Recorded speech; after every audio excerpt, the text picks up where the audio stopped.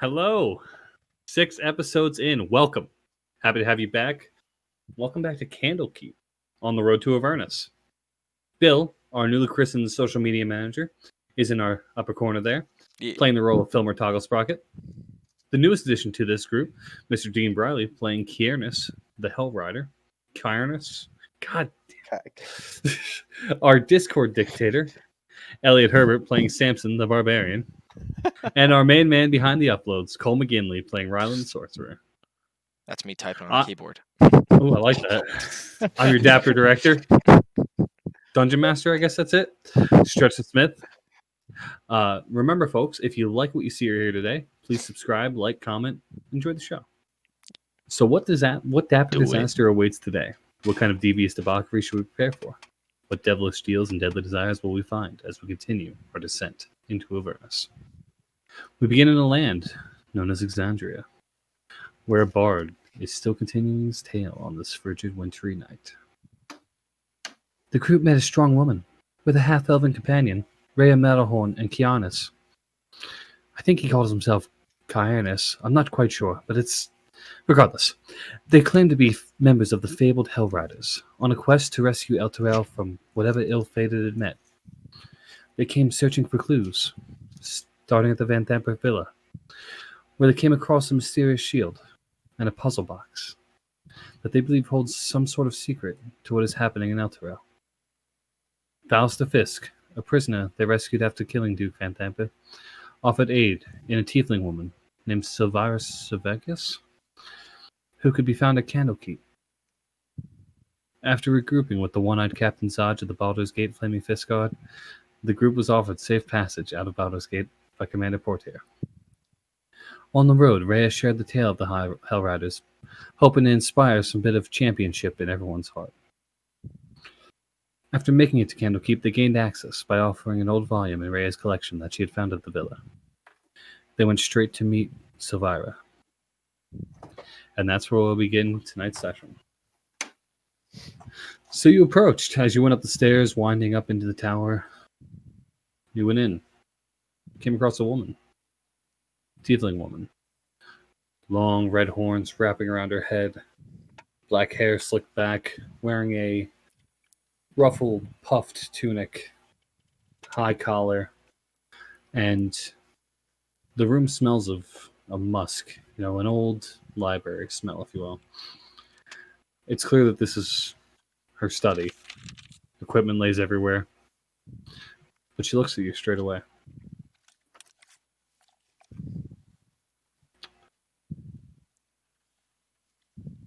I can't tell you how pleased I am to see you.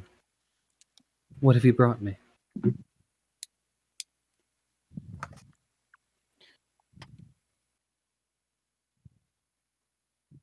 Who has the puzzle box? None of us. Oh, yeah. Are any of you going to take the lead? No? No? Okay. I think our friend Zaj has something for you. Nope, not Zaj. Just kidding. This wrinkly old Rhea. man right here. He has Rhea. a box for you. Rhea? Yes, I'm sorry. I'm Rhea Matterhorn. These are my friends, my companions for traveling. Obviously, you know Fallister.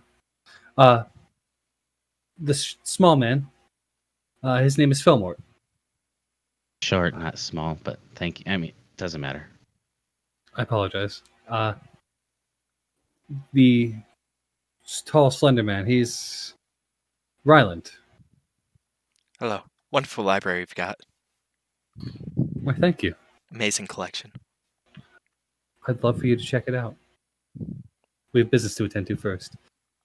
Certainly. This strong-looking man here, the sturdy fellow, Samson, they call him.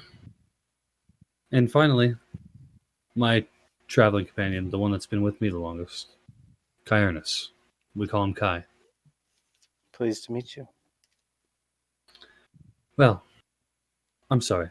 My name is Silvira. I'm sure Fallister told you about me. I am quite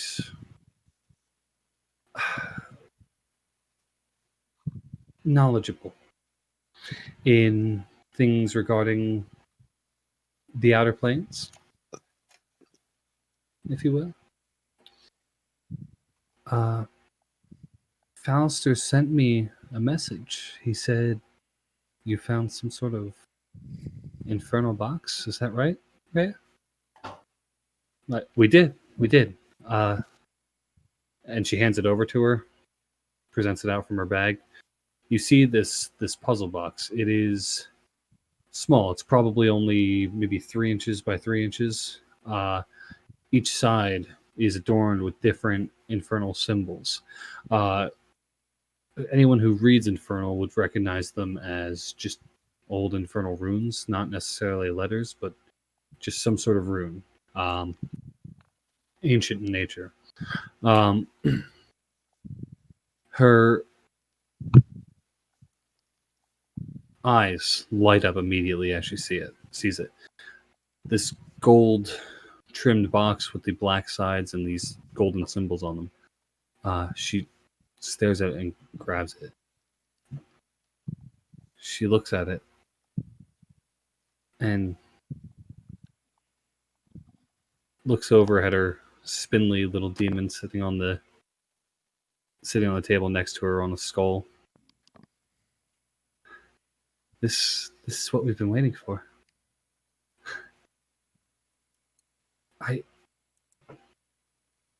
Wow. I've been suspicious of the High Overseer of Elturel for a long time, but no one wanted to hear my concerns because Thavius Krieg, he's a hero who saved his city from an undead scourge. You know, giving the holy rise to the nation of Elturgard. He was a savior. He made all the citizens of Elturel. I don't know if any of you are familiar. They had to swear an oath called the Creed Resolute, which binds them to defend the nation of Elturgard. I met him years ago, but I felt... You ever meet a charlatan before? Evil people. Very nice. I suspect he cut a deal with the devil, using the creed to bind all to Elturel to his dark deal.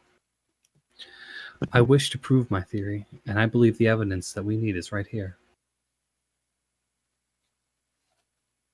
You could see her eyes lighting up.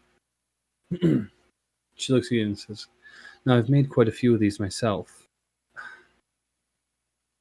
Jezebel, please, give me the flask." And then the devil jumps off the table, making little noises as he runs over, kind of climbs up a shelf, grabs a bottle, looks at it, sets it down, grabs another, looks at it. No, not that one. Turns back, grabs another one. Yes, bring it here. He comes over and hands it to her. She looks at it. She pours a bit of this liquid. It's a dark black liquid, and it goes into these troughs that were carved into the surface. As you see her tilting and twisting the box, Fillmore, you find yourself mesmerized in this. I'm enjoying this. I'm watching the mechanisms move and everything. You see the maze-like patterns fill up with the liquid, especially the runes. The inlay of the box pops apart, and then it breaks. You see a bright flash. Fillmore, you find yourself, after shielding your eyes for a second, in your shop, your father's shop. You're sitting there. Your father's playing with this box. It's a small box, and he's rearranging the pieces, trying to figure out how it goes together. It's got different sides. It's a cube. And you see he's rotating these different sides, and he's trying to figure out how these colors go together on it. And he looks at you. "Son, I think I've got it. I think I figured it out, Phil." Did you? What is it? Let me see. It's It's a box and it's a puzzle. Look at it. I think you'll love it. Okay, I'll check it out. He hands you the box, and you see as you examine it, you see these 6 sides. Cube of 6 sides, right? Yes. I'm not being dumb right now. The 6 sides, and there's different colors. It seems to be evenly matched. That there would be an even amount of colors per side, but they're all shuffled up. And he has the 4 corners of each side of the box matching a color, while the rest in the middles are all scrambled. I think that's the solution, son. I think I got it. I don't know about you, but I think you're supposed to make each side a full color, not just the corners. He looks at you and kind of shrugs, wipes his brow, and looks back. Why do you never obey me, son? You never listen. He didn't ask me to do anything. You never appreciate my work. Well, our work's never done. You always used to tell me that.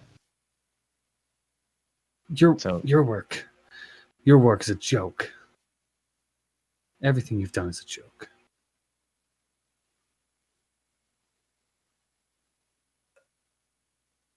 Are you okay? What's going on? No, I'm not okay. Everything I ever hand you disregard it. You just assume that you can just work here and make these stupid gadgets that you don't even understand how they work.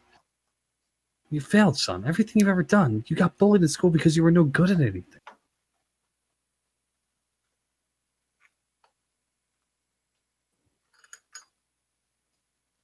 Take a drink of my flask and not say anything? You reach for your flask, and as you go to sip from it, the liquid touches your lips, but it feels dry as it touches your lips.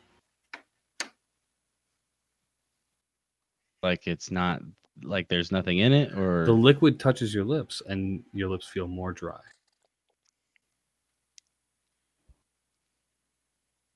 is this about me drinking? No, it's not about that. God, your mother would be so disappointed in you. He snatches the box out of your hands. That stupid sign out front. I took it down too. You mean the toggle sprockets spin-o-matic 5,000? Yeah, 5,000 What's that? designs. That's probably how long it took you to come up with it. Your life's work. You're a failure, son. Well, I think I would disagree. I got friends now, and we killed some stuff. I even got stabbed, and I helped out. You think of these adventures you went on. This state you're in right now feels real, but it also feels like maybe those things didn't happen. Were you dreaming then? Are you dreaming now? You're not sure.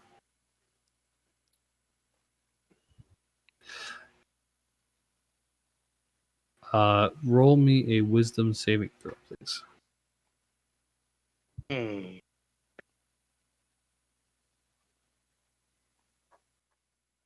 Four? Is that a question? Forward? Phil, I decided I'm going to close down the shop. Why? Why close down the shop? Because, son, I'm getting older, and I don't trust you to take it over. Well, I know every in and out of this shop that you've ever taught me. Then maybe I failed, son. I guess so. You're kind of being an asshole right now, Dad. I'm gaining confidence in your... how would that big guy say? Shitting on me, I think is what he would say. I'm only an asshole because you're such a walking disappointment, son. Well,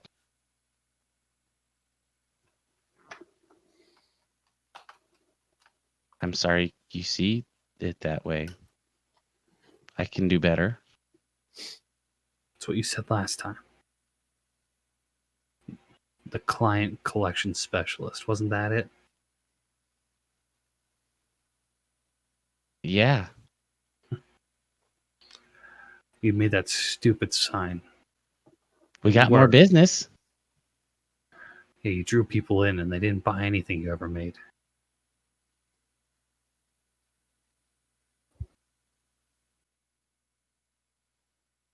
Can I grab just like a something off of one of the shelves? Sure. Yeah, It's grab. like the first thing I see, probably, hopefully, something that is primarily his making. Sure, yeah. First thing you reach around to grab, you end up pulling up a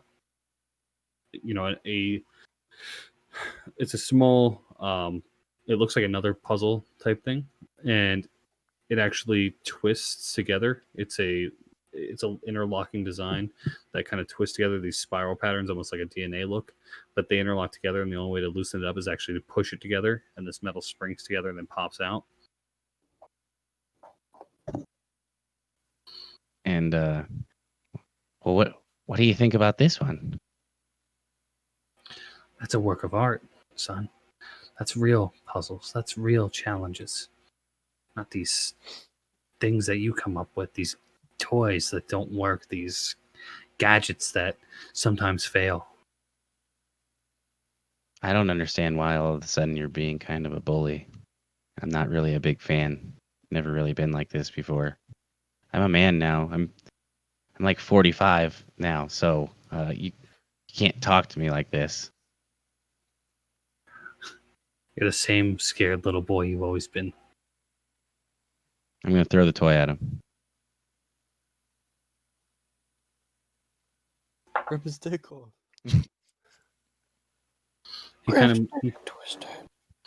yeah. Roll an attack roll for me, just to say something. What do you want me to add? Just a flat Nice. roll. A 6. Yeah, he looks at it and just kind of moves his head out of the way. I think Yeah. Mom would be more mad at you treating your son like this after all she did to bring me into this world. I didn't ask for it. You probably shouldn't be such a jerk. All she did to bring you into this world? What do you mean? She died giving birth to me, is what you always told me. Yeah. And that a little bit of her was inside of me. Her happiness. That's where I get it. Yeah. She didn't die giving birth to you. She died because she didn't want you. She killed herself. Now that's not true. I know that's not true. Believe what you want. You're a failure. Roll a wisdom saving throw again.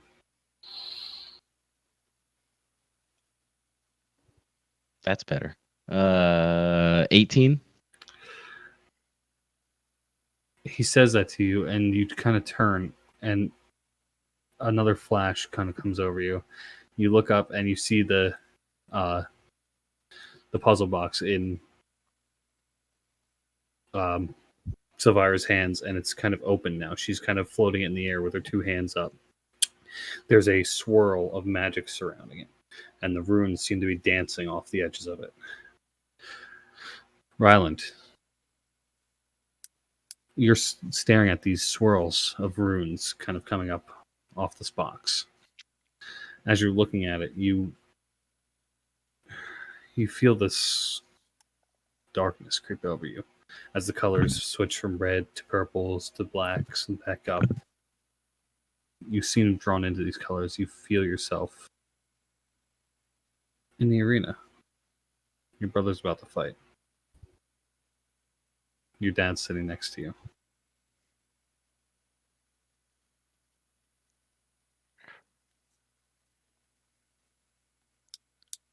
I imagine I'm just kind of staring on, looking in anticipation for Soren's entrance. It's just you feel yourself kind of snap to it as you're sitting there, and you see Soren just as he's making his way out, trumpets sound and the horns blaring, making a grand show of as he always seemed to do, cheering on, bashing his sword off his shield, everyone cheering his name. Familiar sound to you. He's become a bit of a hero at these points. Everyone seems to know who he is.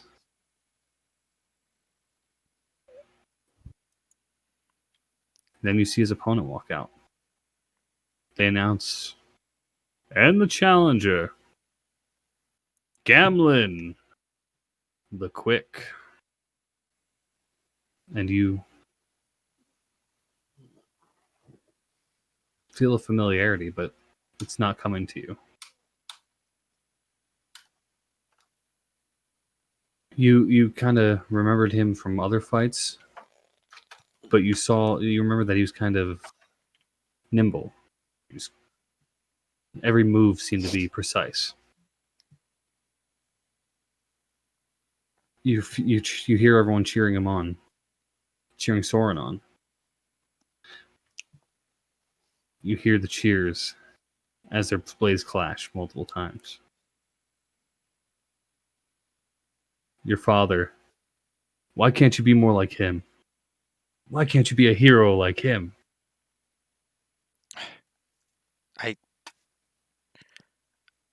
I don't know. He's always been like this. You're I weak.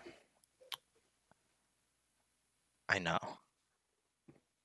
Listen to the crowd. They're cheering his name. That could be you. But you're frail. I didn't ask to be born like this. I could never keep up. Even when we were kids, he was just always so much stronger than me, You faster. buried your nose in those books. You've done nothing with it.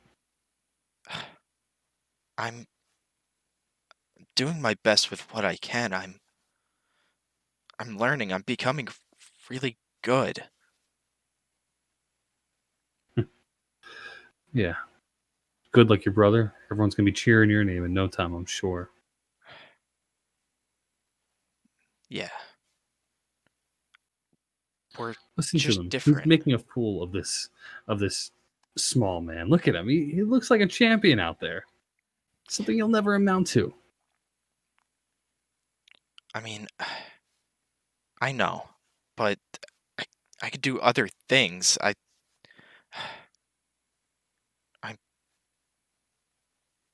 He's a showman. I'm an artist. I don't know. An artist. That's what I said when I started cutting hair. What a fool I was. Suddenly the crowd grows silent. Soren gets pushed over. And he was defeated. It's the first time he's lost in as long as you can remember. Cheers erupt. Challenger celebrating. As Soren made his way to his feet, he offers out his hand. Gamlin, the challenger, spins and slashes Soren across the throat. As quickly as he spins, your head begins to spin. Roll wisdom saving throw for me.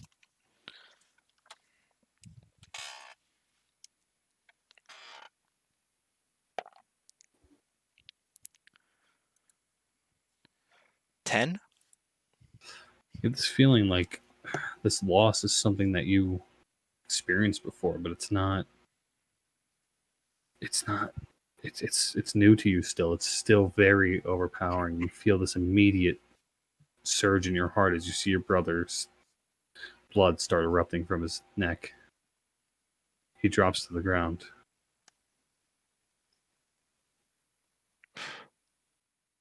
Soren, Dad, we need to do something. What can we do? What can I do? He's as weak as you. Failure. I knew it. I knew it. I couldn't have a champion son. Not after they let you become such a wimp. Dad, it's not about me. Look what's happened. Yeah, maybe if you were stronger, you'd be out there to help him. But instead, you're here in the stands.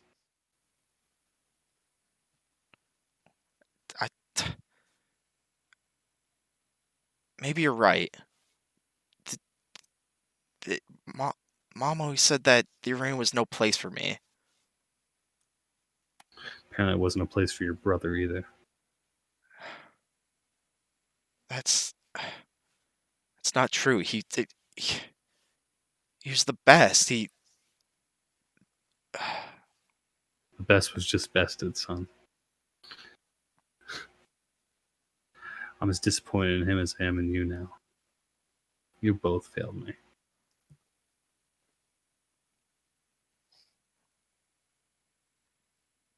Soren's not a failure, Dad. He never was. And he's not like this.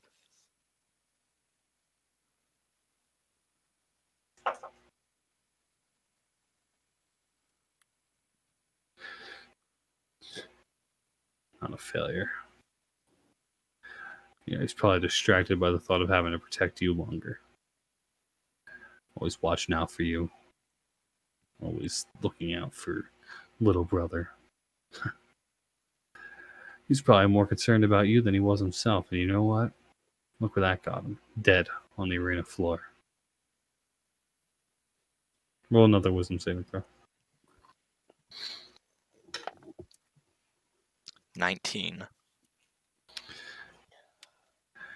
Come to, you see this box splitting apart more. The little devil's standing on the skull that's right next to this floating box now, and his eyes are lit up and he's smiling at it, and the light's reflecting off his eyes, and just all excited staring at it. And you see these flames start kind of dancing off it, these infernal flames. Samson, you find yourself lost in these flames as you feel the bright embers of light consume you. You find yourself in Eltura, walking on the streets, and you're with your parents. There's some carts lining either side of the street. It's the market. You've been here before. Your father says, Go, get it. Grab the apples. He's not looking. No. Come on. Grab the apples. No. It's not right. Damn it, son. I told you. Go get them. We didn't pay for them.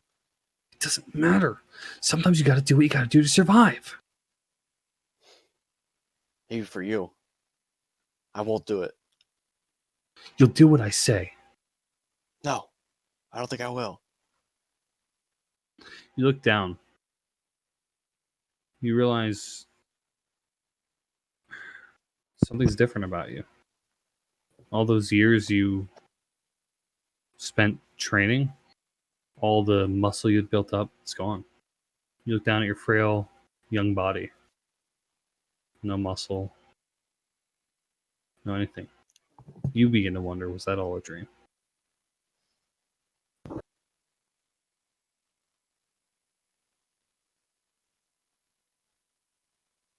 Son, come on, we need to eat. Your mother's starving. Come on. Yes, come on. Just grab it. You're the quickest one out of all of us. Get your own damn apples. I'm not doing it. You don't talk to me like that. And he reaches up and he smacks you in the back of the head. God, now he turned around. We're going to miss another meal because of you. If you had a real job, we could afford food. A real job. Wait till you grow up. You see how it is to struggle. You'll see. You'll see. Whatever you say. And he grabs you by the face and kind of shoves you back. And then they just continue walking forward. the flames in your eyes kind of dance, the rage kind of consuming you. As you feel yourself being overwhelmed with frustration, you grab one of the posts off of a cart, and this memory strikes you as very familiar. And you go to rip it off, and you feel your muscles tense, and you can't break it off. You're not strong enough. You're too weak.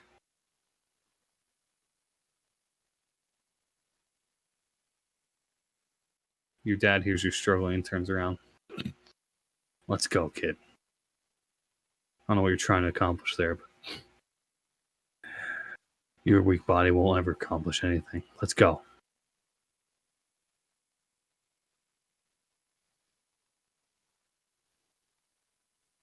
You're wrong. I'm wrong. Did Yeah. you teach him to talk like this? I teach him to talk. No. He's your son. You hear a familiar argument starting between your parents, arguing back and forth about how much of a failure you are, about how weak you are, that you never amount to anything.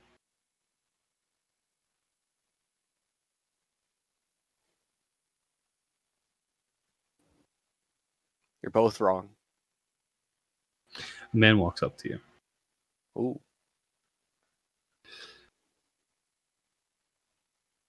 He says, "We're looking to buy something from my store, son." No, sir. I don't have any money. I have the finest swords in Elturel. The finest swords. Absolutely. Here, try this one. And he hands you a long blade. You go to grasp the handle, and the weight brings your arm to the ground. You can't even bear to pick it up.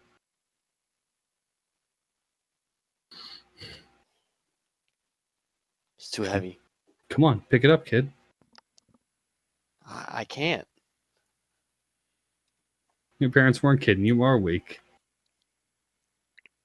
The crowd in the market seems to all start point and laugh at you as your hand's stuck under this blade on the handle. You can't even pick it up. You can't even move your hand up from underneath, but you feel so weak. Wisdom saving throw from you. Elliot's going to get a nat 20 here. Oh, that was a fucking cocked roll.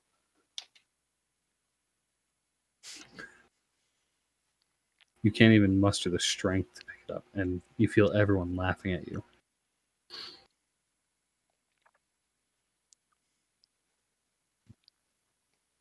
Just silent struggle. Your dad walks over, easily grasps the swords and picks it up, hands it back to the man. He will never be needing that.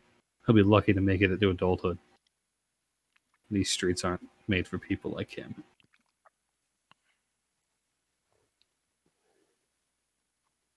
Hope this Go. whole city goes to chaos. I'll let you go on that.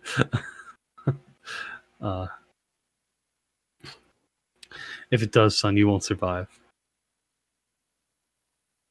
No, I think I will. You'll see. You'll all see. He grabs Every you by one the of you rat bastards.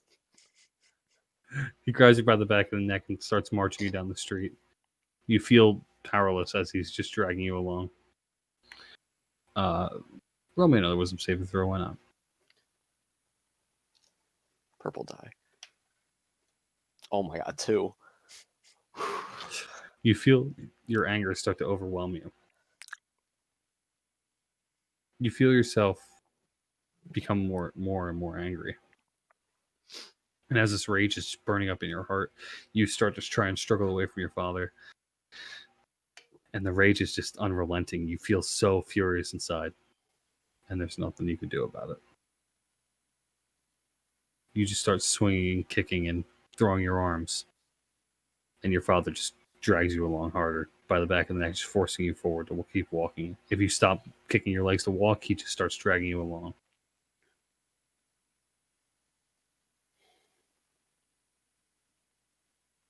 I'll keep struggling. He takes you back to the area where you guys are staying. It's not necessarily a home. It's a more of a little alcove that you found in one of the lower gutter parts of the city. There's some bedrolls and some straw that they made into some sort of makeshift bed for you. The two of them manage to grab some food, and you feel hunger start to overwhelm you.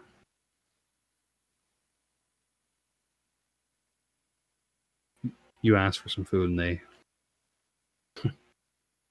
should probably gotten your own, huh?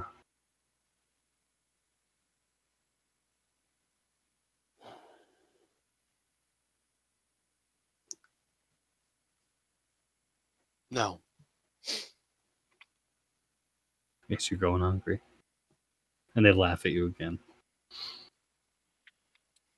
I don't care.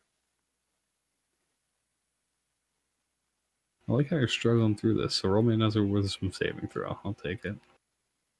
All right, come on, guys. Oh my. 3 again. Again, the rage begins building up inside of you. You are furious. I want to clarify how this is the most angry you can recall ever feeling. So you are pure rage at this point, and you charge at your father, and he grabs you by the neck and stiffs you up against the wall. You ever come at me like that again, son, I'll show you the meaning of pain. Try me. He laughs. He grabs your throat tighter, and you can feel yourself struggling to breathe.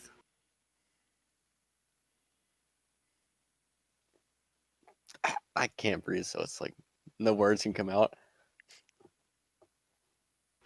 He grabs tighter, and you see this evil smile on his face. His eyes lighting up. As you see his eyes begin to light up, you snap back and you picture yourself standing there, or you see yourself standing there with the imp, and his eyes glowing, staring at this fiery skull, box, flickering light, everything's going all over the place. Kiernas, Renus? you feel a little bit of a daze. You find yourself sitting in a familiar home. Velville Tarek's home. And you look at him. And he's telling you a story, and you feel very familiarized with this story. He's telling you about your father.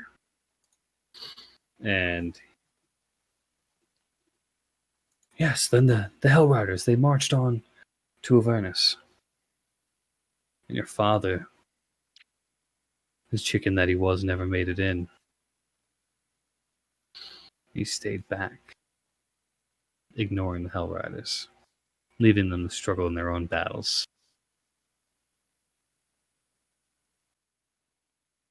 No, that's not true. I know that's not true. I've heard it time and time again. What do you mean? It's not true. He stayed back.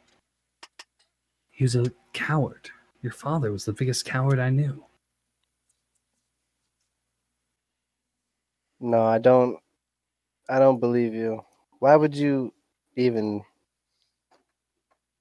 why would you lie to me all this time if that's what this is about? I've never lied to you. If you believe your father was some sort of hero, I don't know who's telling you those stories.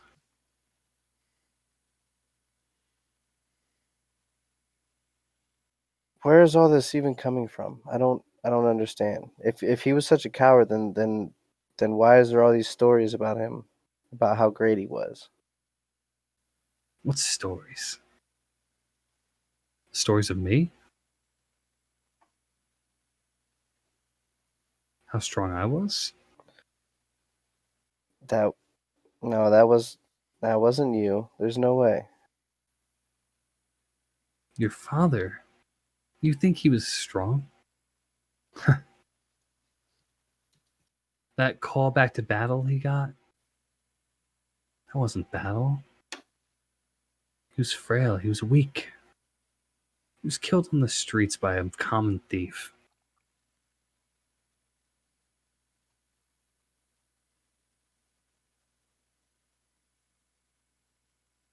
You know what? I know what I know what I was told. I don't believe you for a second. I think you're lying. All right, roll wisdom saving throw. Oh, it rolled off the. Every time. Do you roll on like a monster manual or Player's handbook. Bill? Get him a dice tray. Come on. Player's handbook. No, I have I one. got like It's 3 just- of them extra. Yeah, it's terrible. Literally I don't it's Excuses. It's bad. Okay. Every time I roll Anyway. on that dice tray, it's like -10. I mean, me too. So Uh, who am I to argue? I got a 10.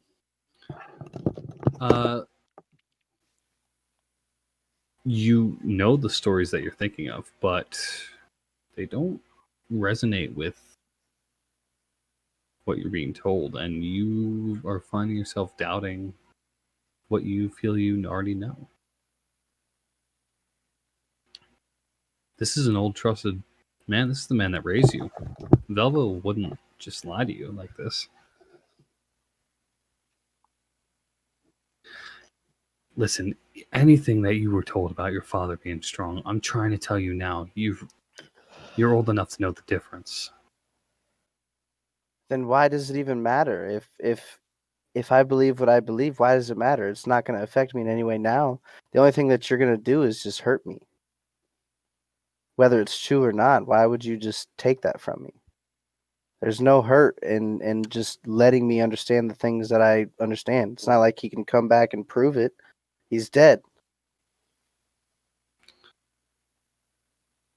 Well, because I think you're as much of a weakling, as much of a coward, as much of a failure as him. But then why don't we test that out right now? I'm gonna pull my father's sword out. You Why pull don't your we father's test that out sword right out. now? Do you pull the sword out? Yeah, pull the sword out. You pull the sword out. You feel the weight of it. And it occurs to you that the sword isn't what you thought it was.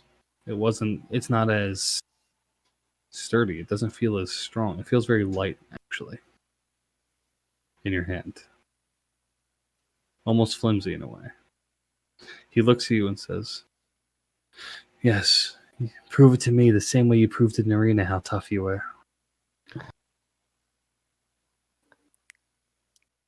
Yeah, I don't even think he's gonna say anything. I think he's just gonna charge. Make an attack roll.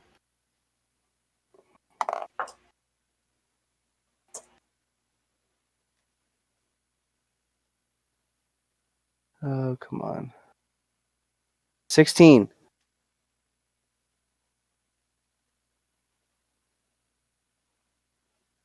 You plunge your sword forward. As it strikes into his stomach, you look up. You feel the blood begin to flow over your hand. And you look him right in the eyes.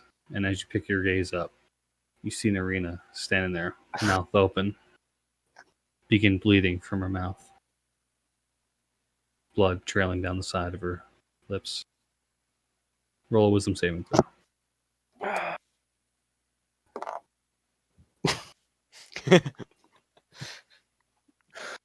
Uh, 5. God. As the blood trails from her lips, she asks, "Why?" And then you feel yourself pulled back, the drips coming off the puzzle box, dripping onto the table. And that's the last thing you're able to see as you all kind of snap together and Silvira. This one, it's cursed. It's doing something to my mind, but I think I've got it now. Whatever it is, hopefully you figure it out. That wasn't very pleasant. Indeed. All of you too, huh? I think Yeah. Kai's just gonna be staring there, just very like pale and ghostly, like he's about to just like pass out. You For hear all- Rhea let out a real quick.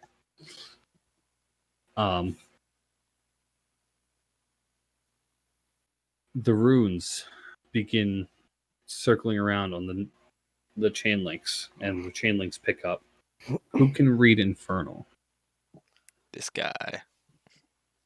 You two? Yeah. Oh, of course. All right, so you two, as you see it, as you see the text, Silvira's going to read it out loud as well after a minute, but you guys read it first. Mhm. The text reads, "Be it known that I, Fabius Krieg, overseer of Elturel, have sworn to my master, Zariel, Lord of Avernus, to keep the agreements contained in this oath. I hereby submit to Zariel in all matters and for all time.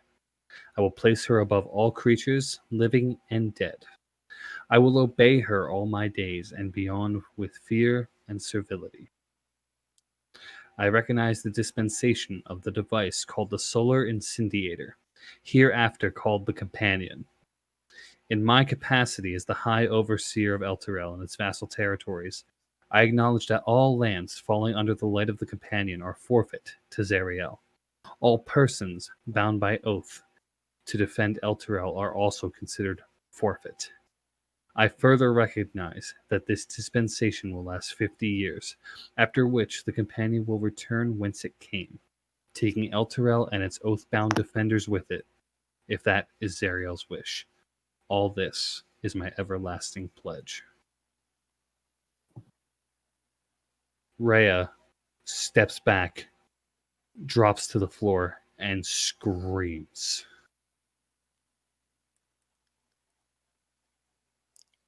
Rhea. Are you okay?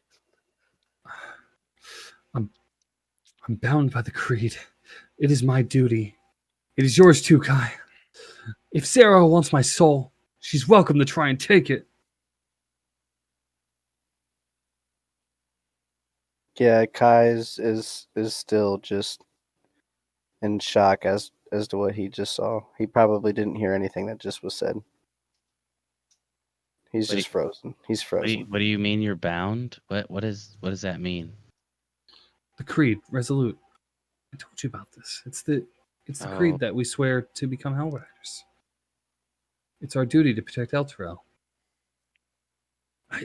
We have to go. We have to save Elturel. Isn't Elturel already gone? We gotta. If it's gone and you're not, then that's good, right? We have more time at least. Silvira looks, and she's as dumbfounded as everyone else. Her eyes are wide, her eyebrows up, and she looks, and that means Elturel is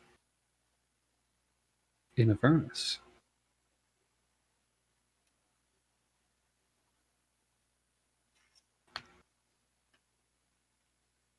How would one, or maybe not one, but how would we get it back? Is that possible?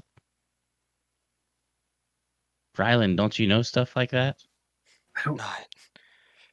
Not on a scale like this. No, planar stuff isn't exactly my specialty. It is mine, but I didn't know it would be this bad.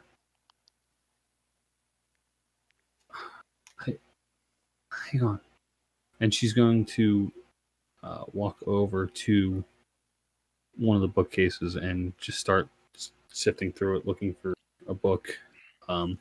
There's a balcony that sweeps around the second level. You see her run up a staircase, keeps feverishly searching through the books, and she pulls one out and she starts reading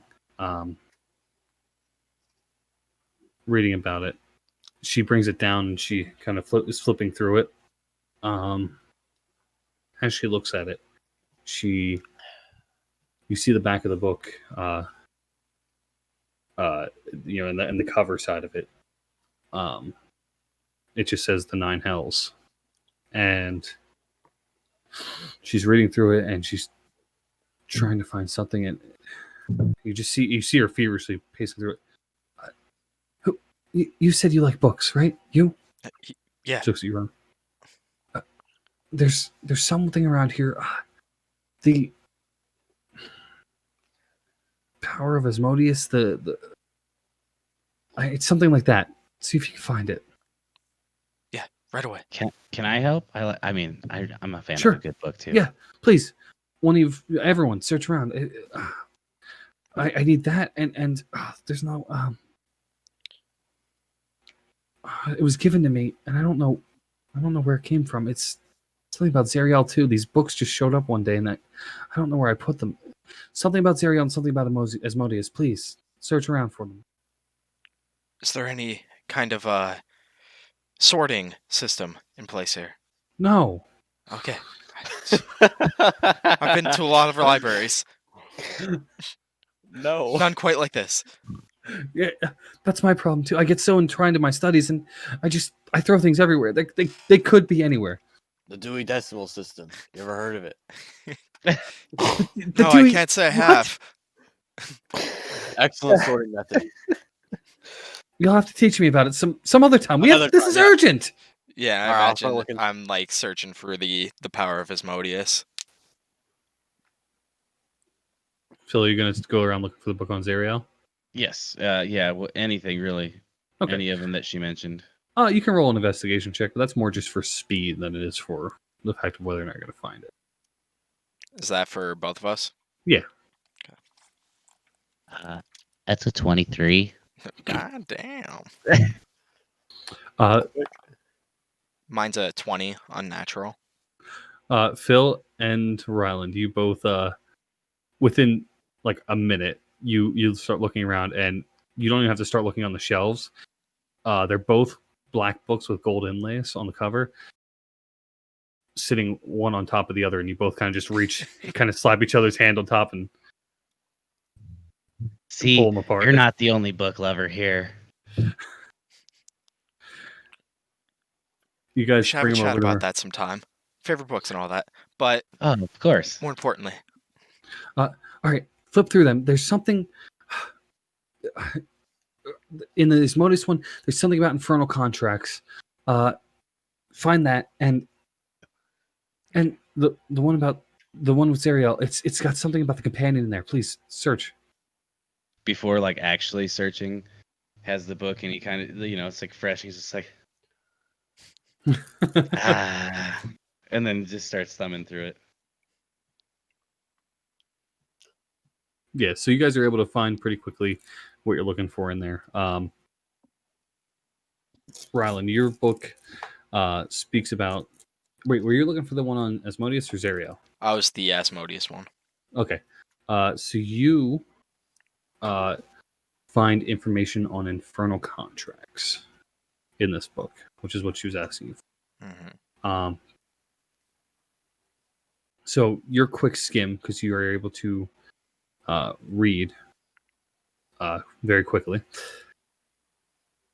An infernal contract is, sorry, I should have had this up. Infernal contracts are contracts used to bind a devil and a living being, maybe for their soul, maybe for a service, maybe for something like that. This is stuff that you don't know about, so you're learning about this. You're not relaying all this to Sylvia because you know that she kind of knows most of the stuff. So she's kind of doing one of those yeah, on with it, type deals as you're kind of skimming through it. Yeah. You know that the contracts can take form on a number of things. Sometimes they produce scrolls that are written in blood, obviously puzzle boxes, sometimes baby dolls, different things to bind these contracts together. As you're reading through it, you find that there's contracts that also when bound with a god of any sort, or supreme being, we'll call it in Zariel's case, that there is typically a time frame, and it can be extremely devastating and can remove parts of a plane and shift them around if the person in power on the other plane was the one that agreed to the contract. That's essentially what you read. It's kind of worded more intricately, but I'm just going to sum it up like that.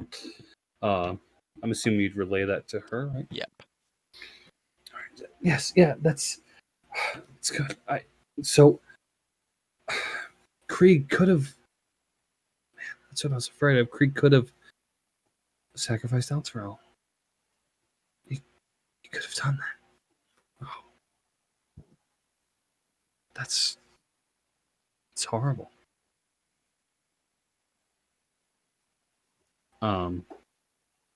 Phil, the book you're flipping through, you find information on Zariel and the Companion. Now, the Companion, everything matches up with everything you know about it. As far as knowledge about it goes, it was a light that just appeared above Elturel. But it does jar your memory. And you remember... I didn't have anything up. I'm so sorry. How dare you? I'm taking notes this time, Cole. Oh, wow. Wow. Woo! Oh, yeah. It's big brain time. It reminds you of the song from the Elf Song Tavern. You remember how they said that it was something a little bit different. The mighty Hell Riders going into the hellish fray. That was different. And when the night does fall, sleep safe beneath Companion's light until the dawn does call. We're bound by mortal covenant that only ends with death, and so we'll sing of Elturel until our final breath. That last verse, that last passage, that last thing, you read it. This book doesn't say it directly, but it does speak about this end of the Companion's light. What happens when the light fades? And when the light fades, the only assumption that Silvira is able to put together is that Elturel is gone. It really is in Avernus. And if what I'm reading here is correct, Krieg, the contract, the only way to break it would be to kill everyone involved.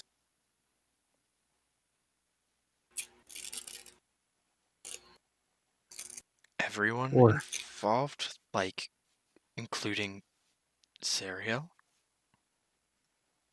Or, I guess, if you got her to agree to end the contract somehow, to return Elturel to its... I don't even know if she would have the power to do that. Well, I mean, the funny thing about contracts, all we got to do is just get her to breach it. It sounds like her end of the I don't bargain was know. met. I don't know. It just seems to have been to keep him safe. It's all about wording. That might be our better chance. Do you think any of us are going to be able to strong arm Zariel into doing all this? I don't know. No, I don't think anyone would. Find a loophole. See if the language has holes in it. It seems pretty cut and dry. You read the contract. You heard it.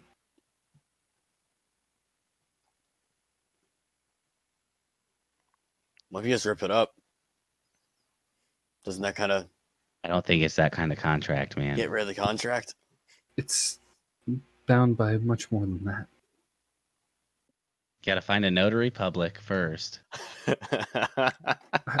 It's- This isn't some sort of joke. I don't. Do you guys understand how severe this is? What do you think the best course of action would be? Rhea speaks up. We go to hell and we stop her. We finish what the Hell Riders started. Yes. that sounds like Hell Rider work for sure, but what are the rest of us doing? Coming with me or staying behind, it does not matter to me. We have to stop this. We have to save El Terrell.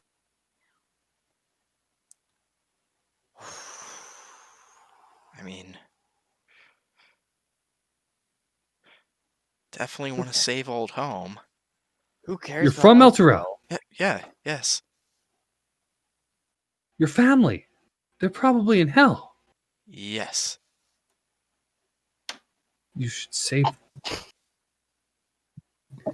I would like that, but this is... That's a tall I need a order. moment. At the very least, this is much bigger than me in many ways. This is my destiny. This is why Kai and I were brought together. This is why you guys were brought to us. Destiny, huh? Wonder so Torm Maybe. is watching out for us. Perhaps I don't have Torm's light on my side, but perhaps I can find my destiny here too. I hope you don't find it in hell. Uh, I suppose But- we'll see what it brings.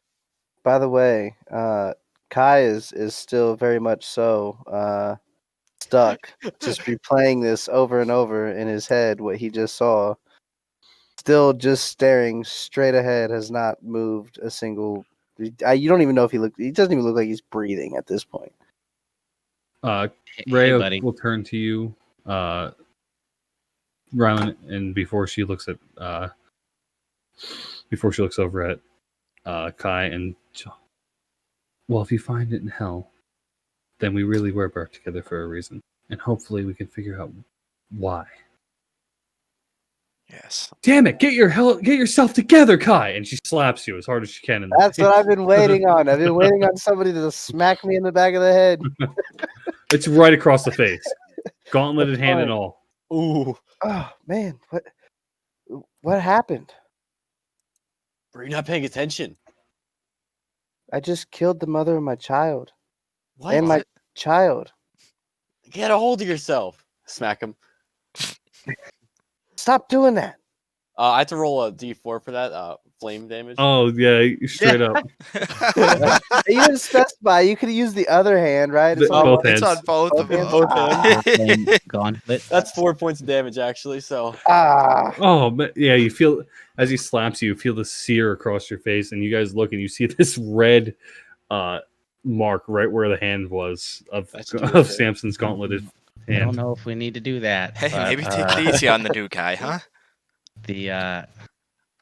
The cube kind of did some mental stuff to all of us. So none of it's real, man. It's Oh, that was disturbing, but just none of it's felt- real. it just felt so real. Silvira speaks up.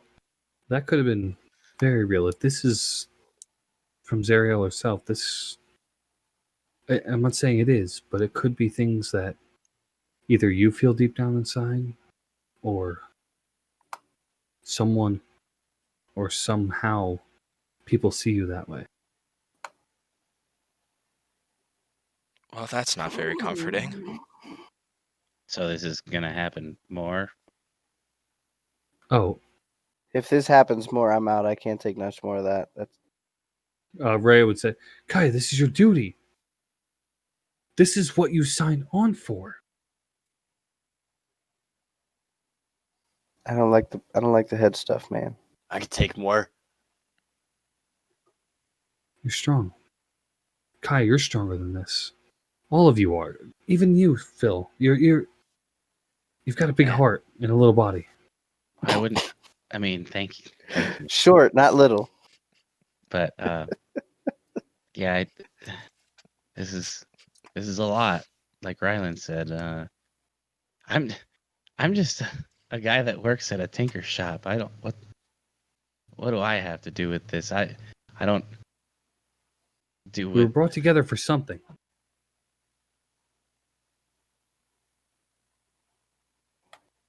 I can. Yeah, I don't know. All I know is I want to go. Finally prove to my parents, who are probably there currently, But- what I've really become. Wait, your parents were in Elturel too? Oh yeah, real pieces of work. I'll tell you about them another time. Oh, never really talked about that, but that's okay. We'll have to meet him sometime. I'm When sure when you guys get back. we'll be meeting everyone very soon, I think.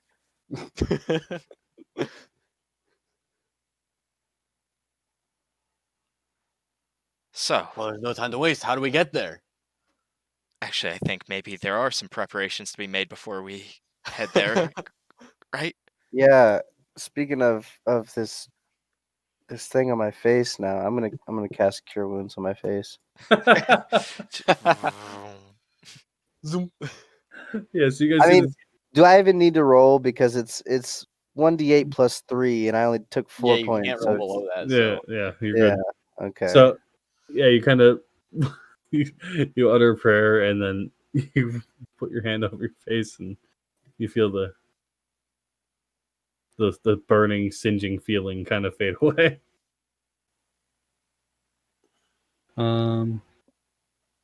So, you want us to follow you into hell? That's quite a mighty fine tankard you have there, by the way. Sylvire, so Right. right. Somebody's got it. Somebody's drinking. You want us to follow you into hell, but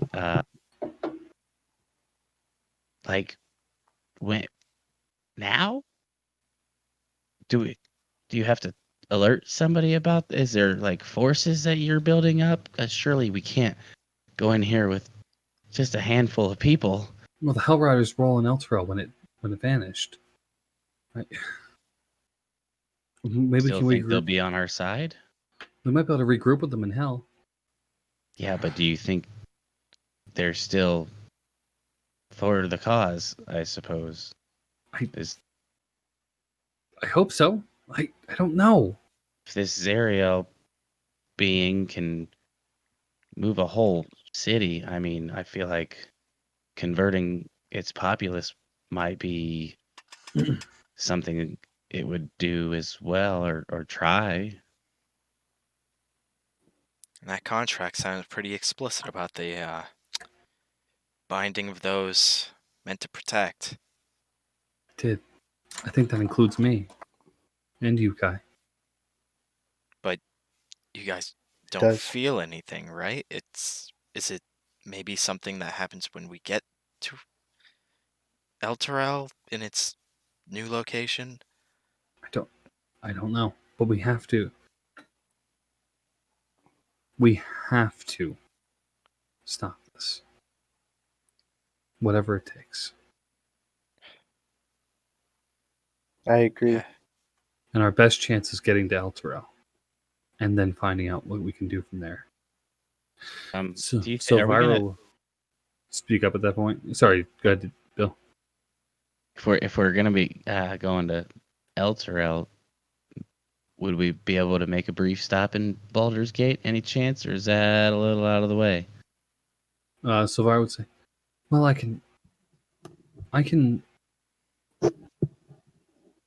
do know a spell that can shift you guys to a different plane. We can't do it in Candlekeep. There's a ward that keeps anyone from shifting in and out of the library, but I can see to it that you guys get there. But I'd only be able to get you into Elturel, no specific location. Maybe there? As long as it's in Avernus, I think I can figure it out. I suppose that's the best we can ask for. I mean, many, many, many more steps from where we are right now. Baldur's Gate would be 5 more days travel in the other direction. I don't know any spell to get you, oddly enough, somewhere on the same plane.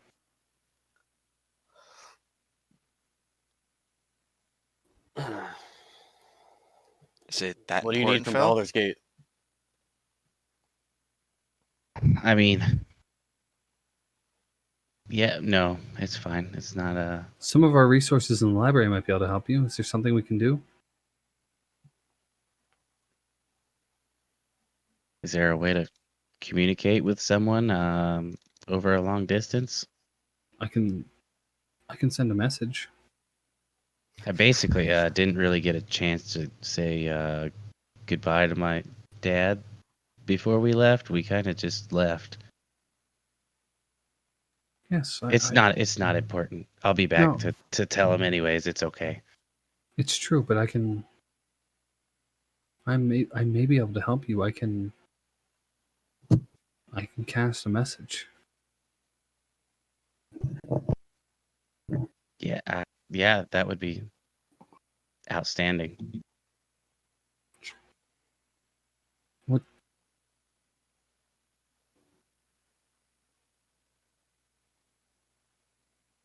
One second. Need to pull up the spell. It's not message. It's the other one. Sending. Sending. Thank you. I know about it, but I don't know if Fillmore would know about it. He wouldn't.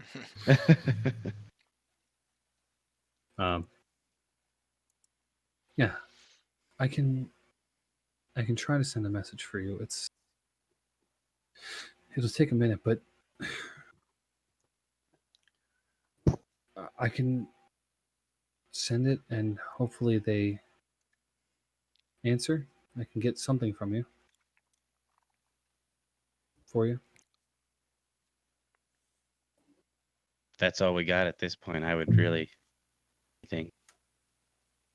appreciate that. Sure. And you said it's your father.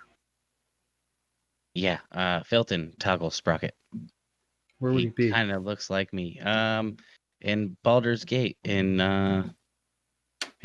Toggle Sprocket's Tech and Tinker, one and only in all of Faerun. All right. There's a chance that the spell won't work because I don't know him personally.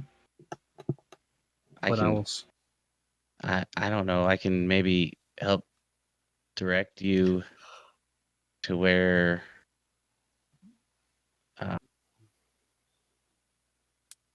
my shop is. Can we just send him a postcard?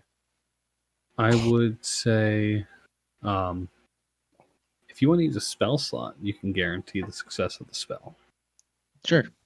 First or second? First level's fine. Okay. Yeah, so we can try that. When I start conjuring the spell, you'll see kind of a glow around my head. When that happens, just think of him for me and grasp my hands.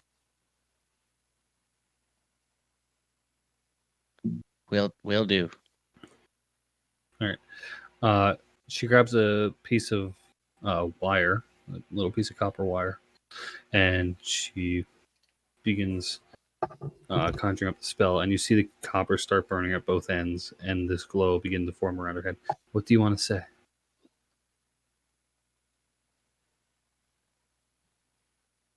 Hey, Dad, it's Phil. Going to hell. Everything's gonna be okay. Don't worry about me. Love you. Bye. It's Phil. Hey, it's Phil. Going to hell. Love Oh you, yeah, I bye. forgot to count. I don't think she would have told you about it. That's why I didn't mention it. Going to hell. What was next? Everything will be okay. See you soon. Love you. Love you. Bye. That's all one word though. Love you. Bye. No, it's not. In the Eastway district within the lower city of Baldur's Gate. Do you say that in your mind? Yeah, that's what I was thinking of. I Yeah, had to okay. pull up something for that. He's gonna go to his neighbor. Just Damn it. washing dishes, like, huh? Uh, Oh, the neighbor boy. is your father familiar with magic? Yeah, he taught me everything I know. No, that's me asking you as a DM yeah, to- he taught Phil DM to everything he player. knows. Oh, He's yeah. also an Father to artificer. son. This is God talking. He's also an artificer. Okay. Yeah, so God is also an artificer? What? Yeah, God's man. an I mean, astronaut. in reality, he's the best artificer, really. Uh, so he yeah, she conjures up the spell. She relays the message, and it's kind of whispered. It's and it's real quiet. And then she responds back. He said, "Going to hell." And that was it. It Like sounded distraught. Perhaps you could have Means- worded it a little bit differently. You know, Going to hell to save El Terrell. Hopefully, I don't get felled. I mean, I did I don't tell know. him that I did tell him that I made some friends and that we were getting some missions and stuff. So he's smart. He'll put it together. I mean, I just couldn't leave without saying something, and I did. So Now you can leave. now I can leave. You already left, though. Now we can, like, really leave. Like, leave the plane. Yeah, go bye bye. Go to hell, as a matter of fact. I can go to hell if you will. I'll see you there. You know what, Phil? You can go to hell. I really would prefer to not, but the way that these things are going.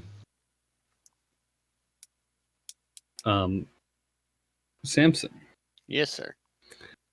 as Rhea turns her back to you, gleam catches you off the reflection of the shield that's on her back. In your mind, you hear, "Take me to the 9 hells, and I'll swear to serve you faithfully as both a guide and an advisor." Only in your mind.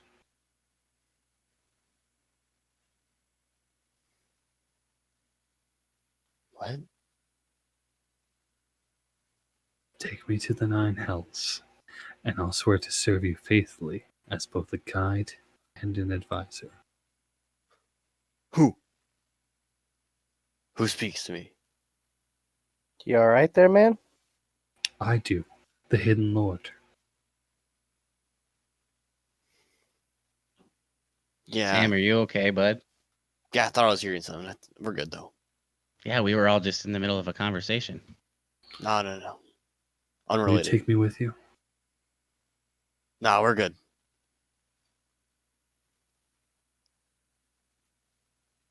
It's attached to Ray's back. Did I clarify that? It's on Ray's back. Yeah. So what? I'm the only one hearing it though. Sure. As, like, the conversation... I don't know. I guess, like, was Samson saying all that out loud, or was that a telepathic conversation? No, I was saying that out loud Mhm. because I was just so like confused. Caught off. Like, what? Yeah, absolutely. Yeah, right on. Fucking shields be talking to me and shit, or No, you don't know Shields know. be talking. unless you remember them saying that you think it was the shield of the Hidden Lord. That's what they were assuming it was.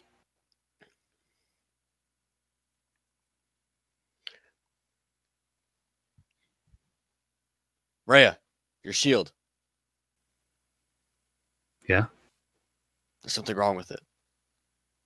No, is it broken? She kind of In pulls it off her back. some way, yes. Why? It was just talking to me. Excuse me, shield. I told you, take me to the 9 hells, and I swear to serve you faithfully as both a guide and an advisor. The shield. It says to me to take it to the 9 hells, and it will serve faithfully as an advisor. Sylvira looks puzzled. She kind of looks over. What shield? That one? That one. Can I cast Detect Magic on it? Looking at it, yes. That's a ritual spell, so you still have to kind of cast it and think about it. But yeah, it'll take you a minute. But I'm gonna save you the spell slot and just say you're very sure that this is a magical item at this point. Only because Samson's telling you that it's talking, and your knowledge of magical items would allow you to know that. Now, if you want to use a spell slot, I might be able to give you a little more, but you would at least be able to put that together as Phil. Yeah. Could I do that? Yep. Just so, because so I could learn the school of magic. Maybe just make sure it's nothing like crazy evil. Sure. Yep. So yeah, you cast it out. What does this kind of look like? Probably something with my goggles. Maybe Okay. there's like maybe an inscribed rune or something that was put on there, and it kind of just like glows a little bit once I focus on the glasses. Okay. Yeah. So your eyes or your glasses would start to glow too. Lenses go from like clear to kind of maybe like a translucent red, like maybe not dark red or nothing, like a rose color. Okay. That's yes. baller. So you Groovy. you cast it out, and your eyes kind of take over this color, and you look at it, and the shield is evil looking in the first place. Like Ray has said that to you guys, and now that you're all looking at it, like visibly looking at it, you see the shape of this shield, which I will send to the chat right now. There you go. Oh yeah, that's evil. This Oh yeah. Yeah, I'd say so. it's this distorted look on this That's all shield. right. You see this dragon-like face, these sharp fangs and teeth coming out of it, almost a flame-like body wrapping around the head of this shield. Its overall diamond-esque shape has some deep grooves and cuts in it. At the bottom, there's a cross-like pattern in it, and it's very ornate. It shines, it gleams beautifully. It's a silvery gold. Phil, to you, this suddenly begins to glow bright, as if it's very, very, very, very, very magical. However, there does not seem to be a school of magic associated. Well, at least we know it's not any more necromancy stuff that we dealt with down there in the bathhouse, or at least let them know that. Phil, can you roll a wisdom saving? Oh, yeah.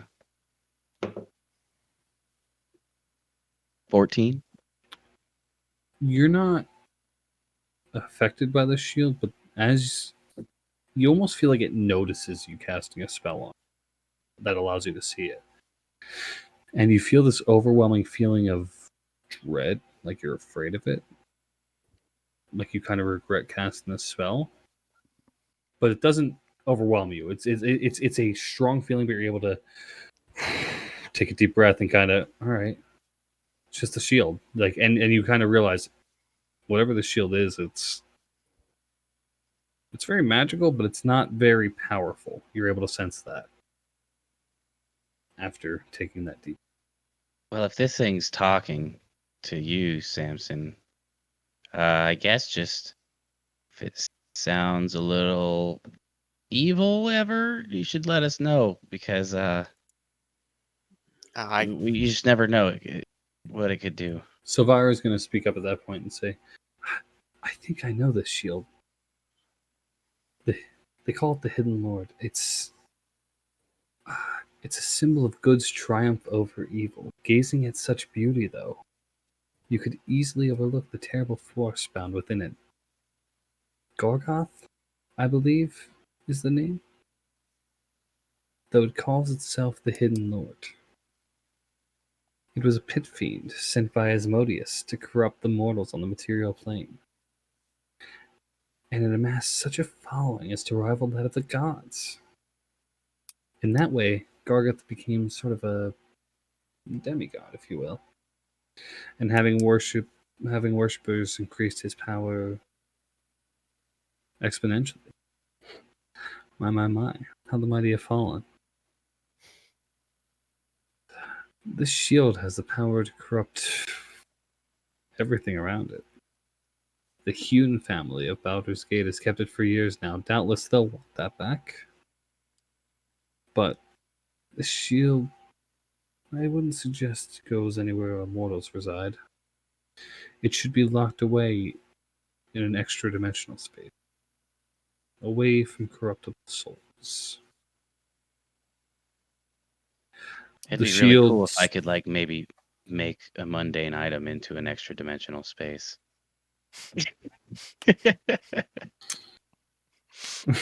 The shield says to you, Samson, again, please take me to the 9 hells. I will serve you. I will guide you through the hells. And then just leave me there. Hold on. Now I'm gonna say this like. Do you think I In can your say mind. this telepathically? Yeah, in my Yeah. mind. I'm gonna ask him why why. What business does he have, or does it have? Like she said, it's away from corruptible souls. Hell is all corrupt. I just want to be back to hell. Can I do an insight check on the shield? Yeah. I'm That's just one of trying to my see favorite things to do as a dungeon master. Kind of like, why not? All right, that's not exactly the best, but let's see. That's an 11. It sounds like it genuinely wants to go to hell. Kind of like Phil, right? Exactly Well, like Phil. Like he kinda like really wants to go to hell according to his Hey, dad. Dad, going to hell. See you later. No, you get this feeling that it's definitely not it's not being untruthful in what it's saying. It and you get the sense that it's kind of submissive in its current state. I mean, it's a shield. They can't really do much. So yeah, that's what it's trying to get at with you. Get that feeling. Maybe as you feel that it might say something along the lines of like, well, I'll guide you through hell. I will guide you to where you need to be in Avernus. I know where Zariel is. I know the war between her and Bel. I know about the blood war. I know about everything. I can be a good tool for you. I just want to be left there as maybe one of the devils could use me for, I don't know, at least something that feels more like me. Not being stuck here on the mortal plane. Okay. So take me. Take you with us. Yes. You say that telepathically still? Yeah, that one's still telepathically, but then I'll also say it again out loud. Let's take this shield. We'll get it away from the mortal plane here. Is that exactly what you meant, Silvira? Anywhere but here would be fine. Then, Exactly. if But- you have no argument, then none for me. What if it gets more powerful if we bring it to hell? Well, in that case, we have a good ass shield then. Not that kind of powerful. Like, Now, do keep in mind the evil- shield is also offering us help through Do you hell. just trust every talking shield you come Yeah, into but- contact with? I have a pretty good feeling about this talking shield. I'd say about a 50-50 shot. That's not isn't there good. an old saying about selling your soul to a devil or something like that? You don't want to do that.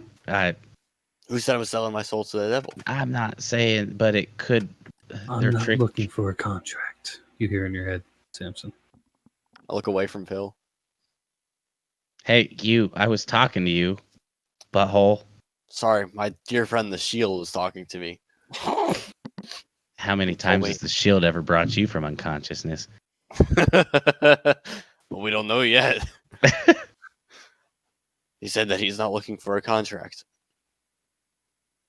Well, I guess since you're gonna be our liaison to this evil shield, just keep us He's my buddy. informed, please. You got it. All right, Samson. Yes, sir. Please add a shield to your inventory. Ooh, I get to take it? Yes, Ray will hand it to you, but I'm not going to tell you what to add it in as D&D Beyond because it'll give you way too much information. So I'm going to recreate this item to So, actually... I'll put a shield in. Yes, just so you normal have a shield, and I'll add placeholder. Placeholder It does. shield. aim for it. It does give you a +2 bonus to AC, like a normal shield does. Mhm. There are other advantages to it. You will have to attune to it, which would be something new for you. So I think that would take you a bit to figure out. Probably, Okay, so go ahead. probably one long rest would still do it. I'm just gonna say it'd be a rough night. You don't know that now, but I'm just telling you that. What's a name I can put under it? Shield. Until I rename it. Just Alrighty. leave it as is. Scary So it- shield. I don't care what you put in there. Just something that Talking isn't. shield. He's my talking shield. There you go. Talking My shield. buddy. Talking buddy. here. My buddy Fucking the shield. Gargoth shield. The talking shield, is that like the sharing stick? Whoever has the stick gets to talk. Exactly. All right. Got the talking shield in my inventory. Okay. So, I think Kai would definitely be keeping a watchful eye on him and that shield.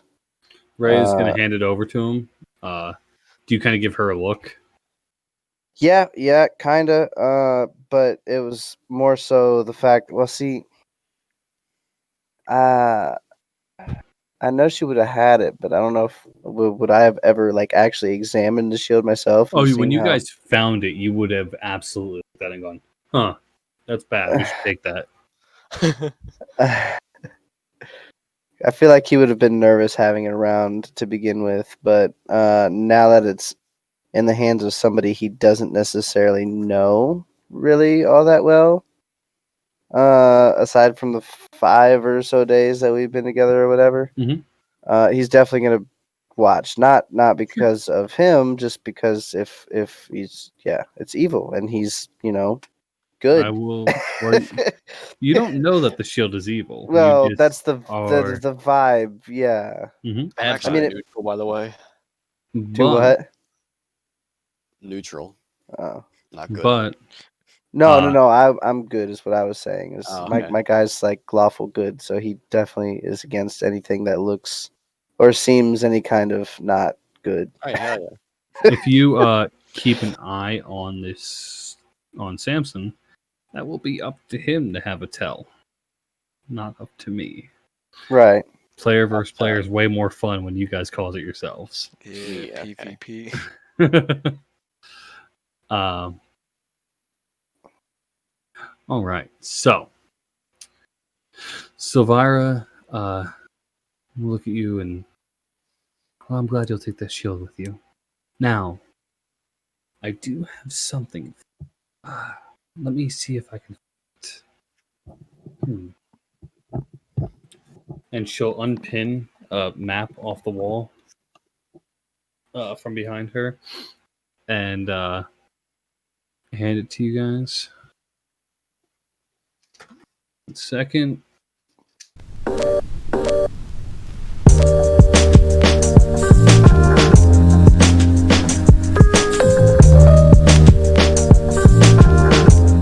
Welcome back. Now that our shenanigans are over, sorry for that unprecedented break that we just took there.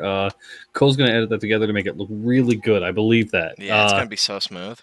Yeah, it's gonna be no problem. Smooth transition. So anyway, we were talking about Silvira getting the party a map of Avernus, and that is where we left off. And I'm not going to recap everything because you just watched up to this point. So hope you're enjoying it so far.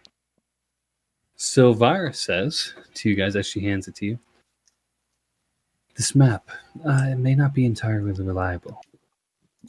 Its creator, he went mad making it.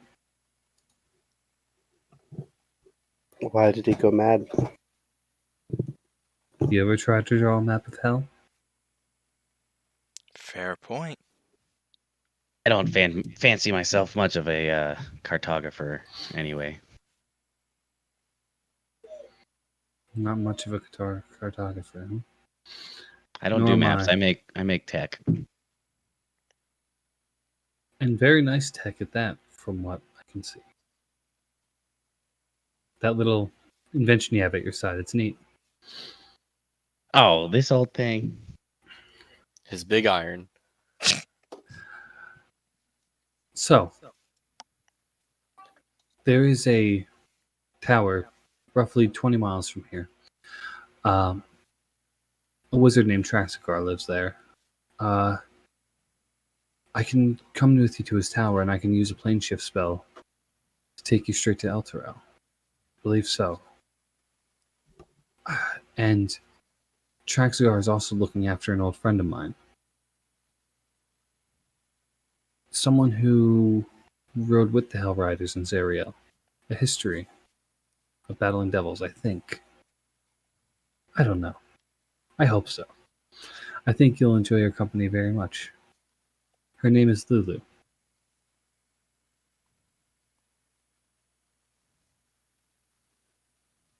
Lulu, what does this Lulu look like? I mean, I guess you'll be there with us to point her out. She's a unique looking individual.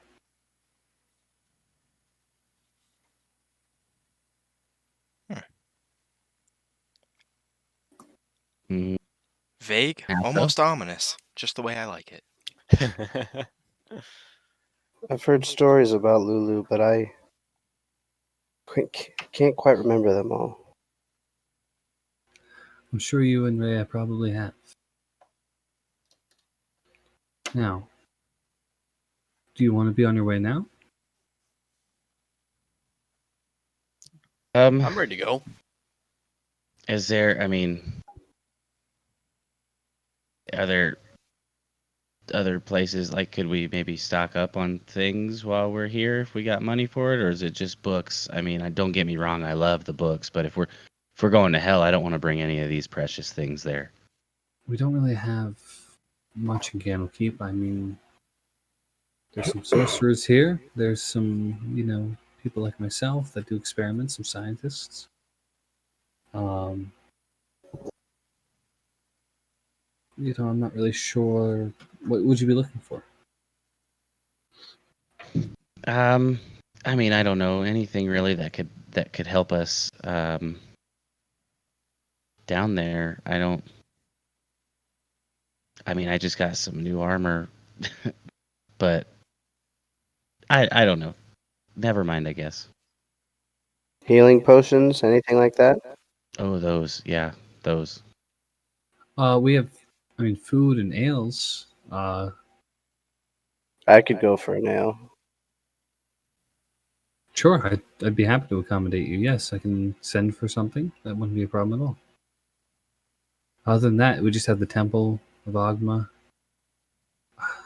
our barracks. Of course, the bunkhouses and the clinic. Would anybody be opposed to gathering up our strength here for the night? I'm not opposed. Maybe I should consult with my shield really quick. Is that an issue at all? Please tell me you said that out loud. Oh yeah. If you just take me to hell, that will be fine. Whatever you need to do along the way. All right. Thank you. We're good. If we'll be staying, I'd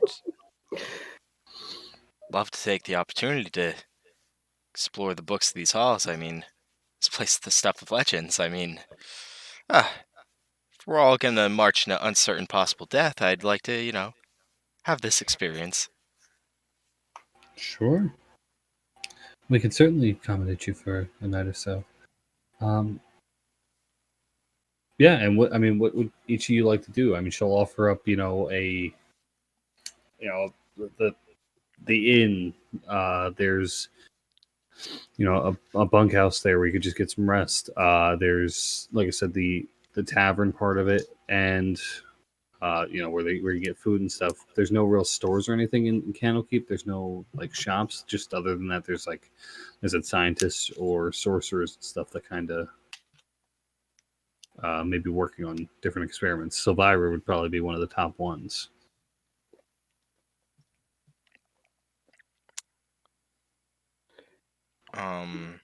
Well, I know Kiernas, after this weird experience he had with that whole puzzle thing, is definitely he wants to drink for sure. He wants to knock a few back. He's gonna go over to Samson and ask if he wants to come along with Ray and I and have some drinks. And I'm gonna put my hand on his shoulder when I walk past him and cast bless on him. In case, for whatever reason, Mr. Shieldy decides to not be very protective. Okay, so what does that do? It's just saving throws and attack rolls. Yeah, it's an extra D4. So this won't fuck if up you're- the attunement at all, right, Brian? What? This won't fuck up any attunement, right? With the shield. It only affects you for 10 minutes, I think. Oh fuck! Up to a minute. Never mind. That's pointless. minute Just at kidding. most.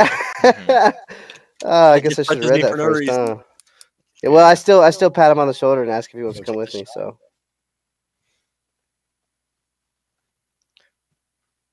Well, I wanted to check out see if they have any books on combat.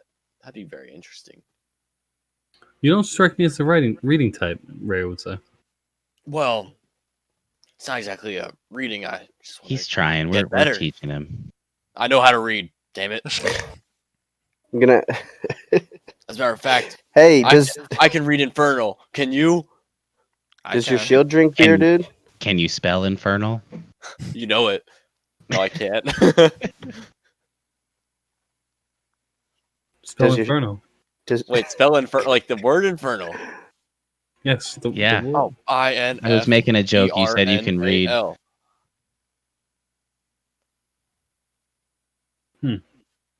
Was that right? Everybody looks around, very surprised.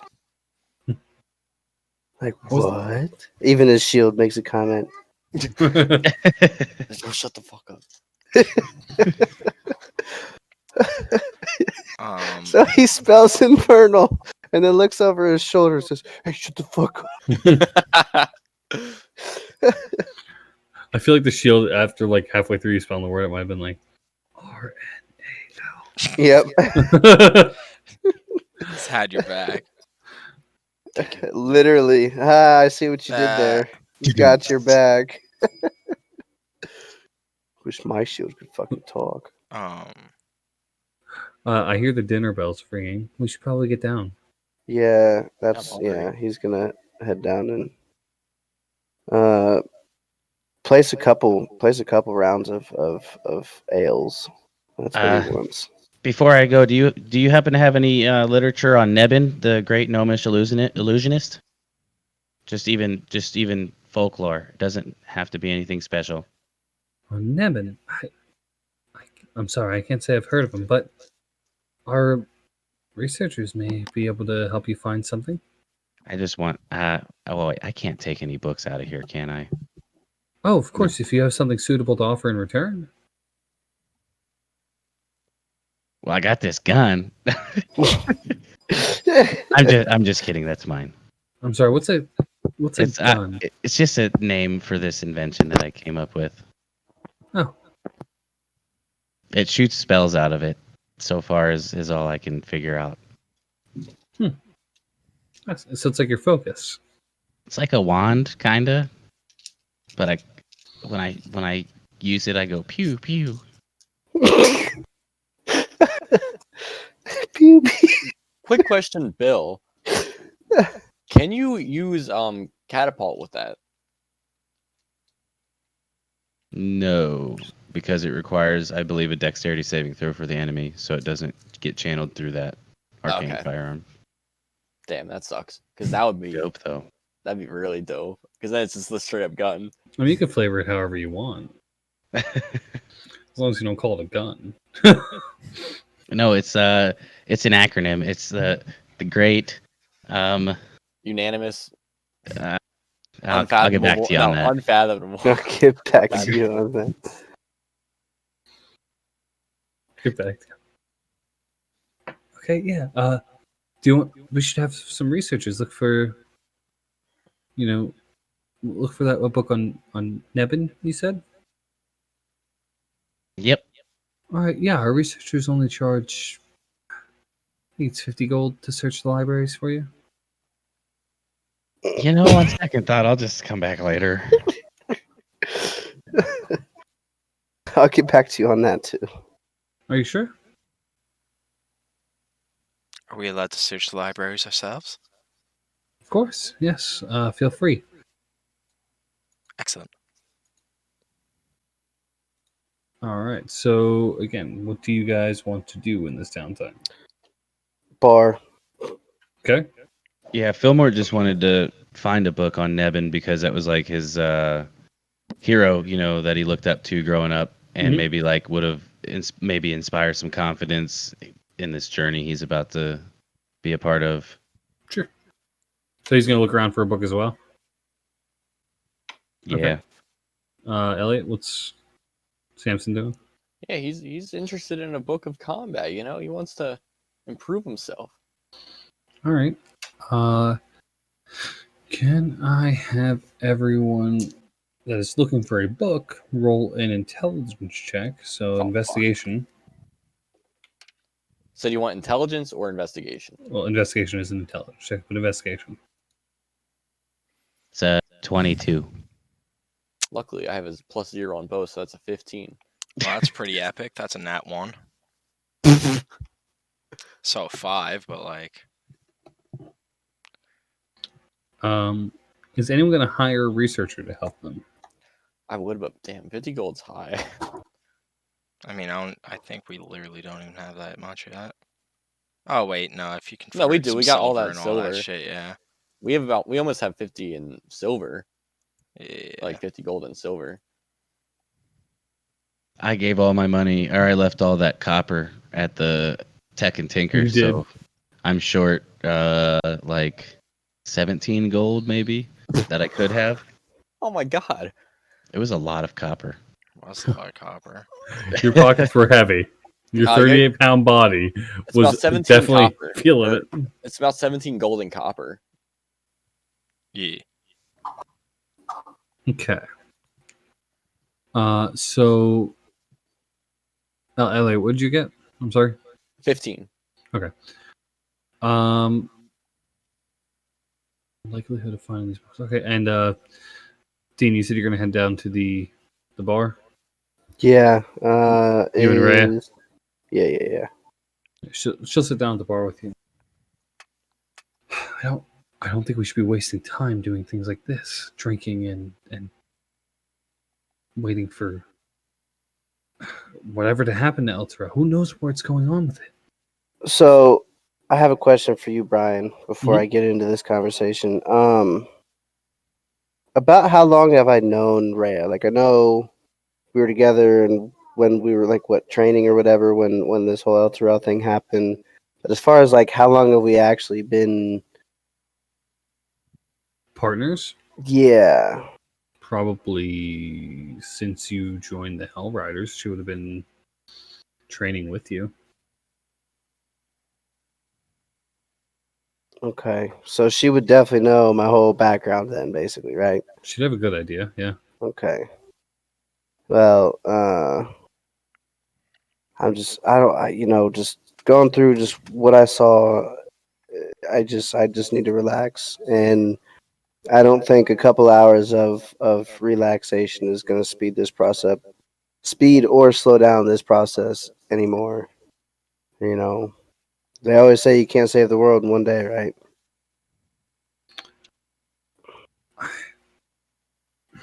I guess. The other thing that's really bugging me is when whatever happened. I just encountered something really weird. I just, I'm starting to doubt whether or not my father was the person that I've heard he was. Your father was a hero. Yeah, but how do we know that? Neither one of us were there. How do we know anything? On faith. That's Just like we have in Torm. I don't know. I'm hoping this Lulu person can clear some stuff up for me. I hope so. I mean, yeah,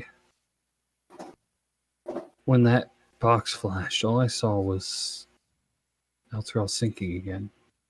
I couldn't get there. I couldn't get back. There's nothing I could do. Well, none of that is our fault either, but We should have been there. We should have done something. if we would have been there, we could be dead at this point. I mean, we'd be down there without any information, without knowing anything, without the people that we have now to help us. We'd be nowhere. Probably fighting for our lives in a losing battle. I don't know. I feel like there's something that could have been done. We should have been able to get back there and maybe we could. The only thing that we could have done to stop this was to kill the High Overseer himself, but none of us even knew what was going on in the first place. I doubt there's anybody that knew this was going on. I mean, making a deal with a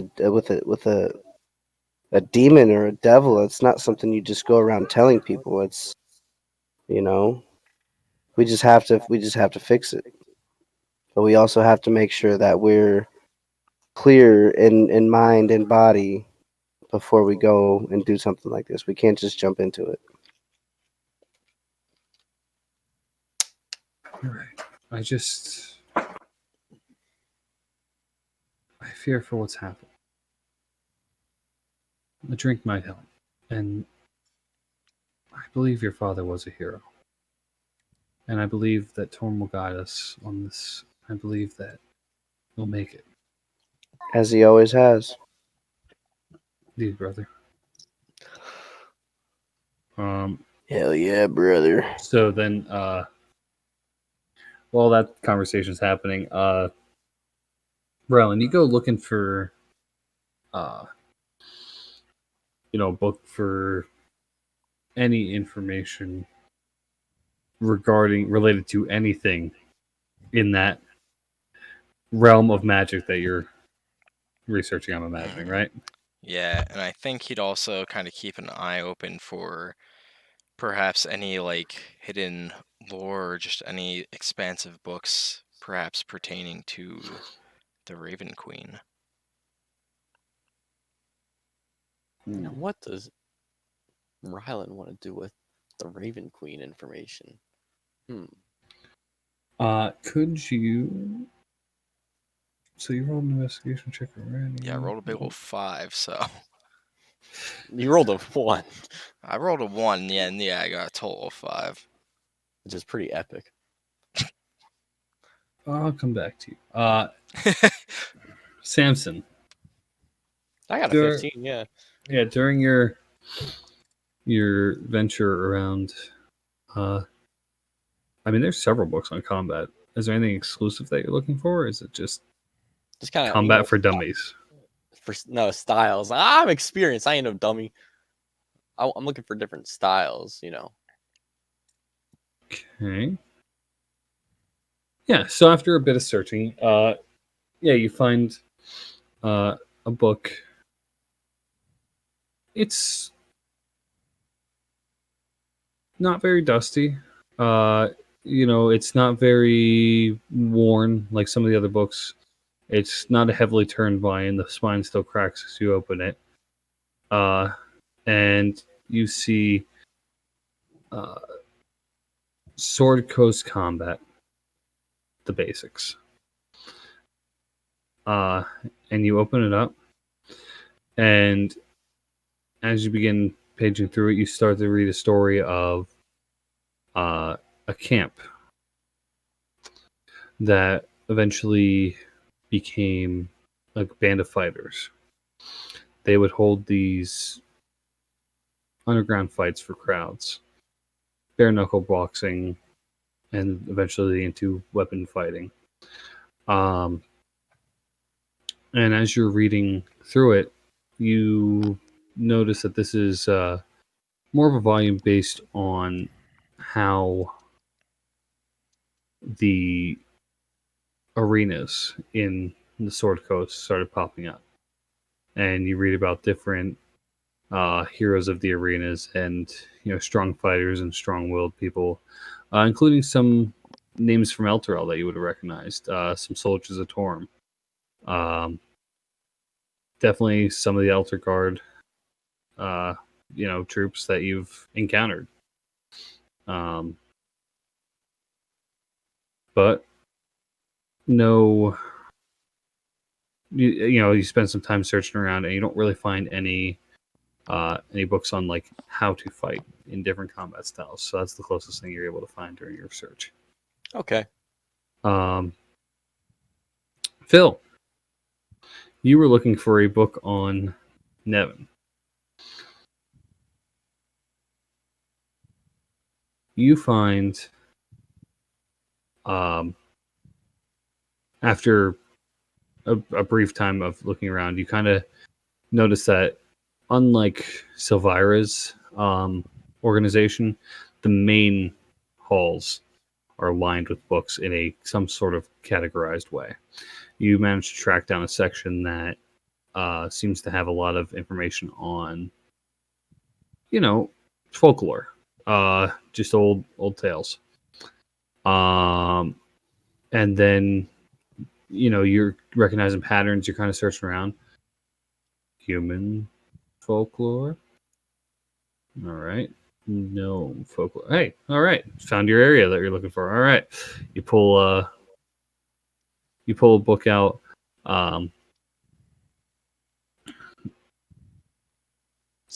The Gnome's Tomes. I don't know. And you open the book up and you read an old story.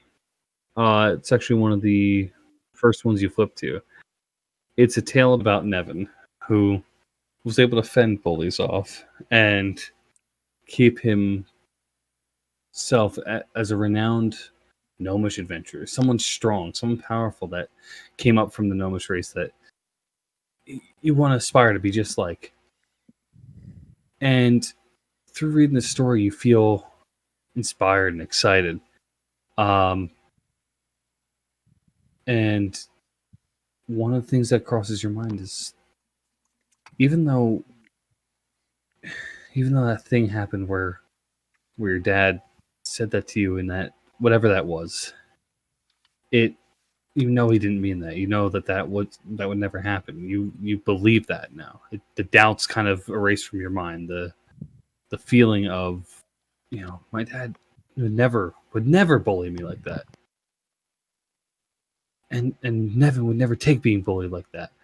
And you kind of feel that feeling of empowerment. So I'm actually going to give you an extra D4 on your next attack roll. So keep track of that. Lucky son of a bitch. And you get excited from this, and you kind of feel good about this reading. It actually made you feel excited for an adventure again.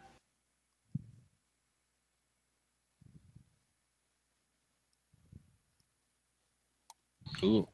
Yeah. So yeah, I basically wanted to try to keep it, or not, like see if I could keep it if there was any way, just as something, yeah, to maybe not necessarily inspire me in that exact same way, like D4 type of thing every time, but like if shit gets rough and maybe my flask is a little low, just like flip through the pages and kind of read a little. So you want to steal the book? I don't want to steal it. I was gonna see what if there was anything that I could offer to Another book, maybe. especially since it's not it's not like a spell book, it's not any sort of Mhm. instructional teaching thing, it's folklore. I figured it might be a little less valuable, but obviously Candlekeep holds all their books to high importance for one reason or another.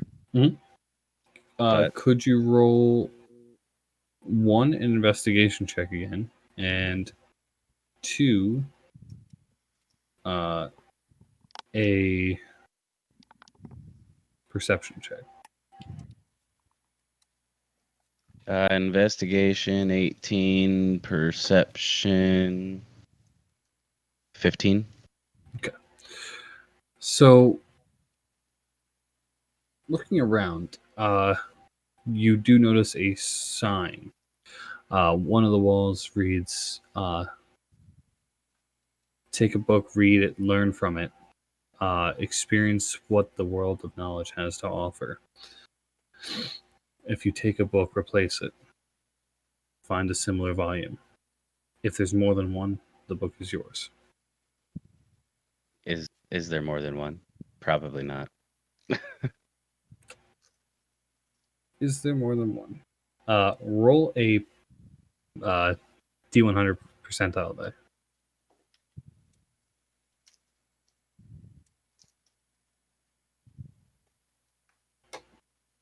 You tell me. I got a 0, 0, and a 5. So you got a 5. Is that a... Never mind. Well, I got a 5. So there's 5 copies in there. Yes, there are 5 copies. There are 100 books on that shelf. 5 of them happen to be the same exact. No, no. You look around. You rolled an 18 on your investigation check. Mhm. You start to flip through some books, and you find some that have similar stories in them to the ones that you're reading. None are the exact same book, but some tell the same tales. Up to you what you want to do with that information.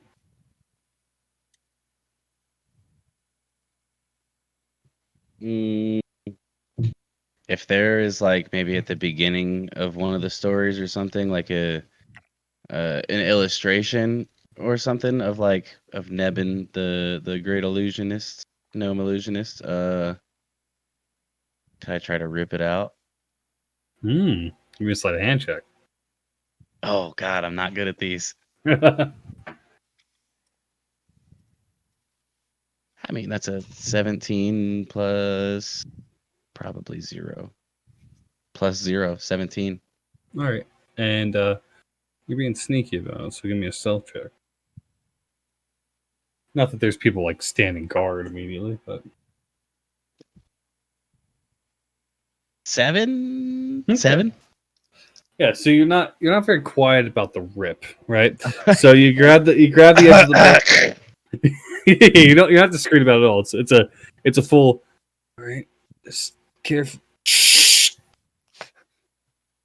All right, good. And then after you rip it, and you notice no one seems to be looking around, you just tuck it in your pack on the side there, or kind of in your chest or whatever, and slide the book back up, and you're good to go. No one seems to have noticed. I can't wait to tell Ryland what I just did. I'm so enthralled right now. I think Ryland's going to be very upset about that. I agree. Ryland, you go looking around the library in search of anything that you can find. Based on your knowledge of books and how libraries would be laid out, you would also be able to find a similar pattern to it. You would be able to figure out that there are sections and volumes and separate things based on deities and whatnot. What would be the first thing that you're searching for?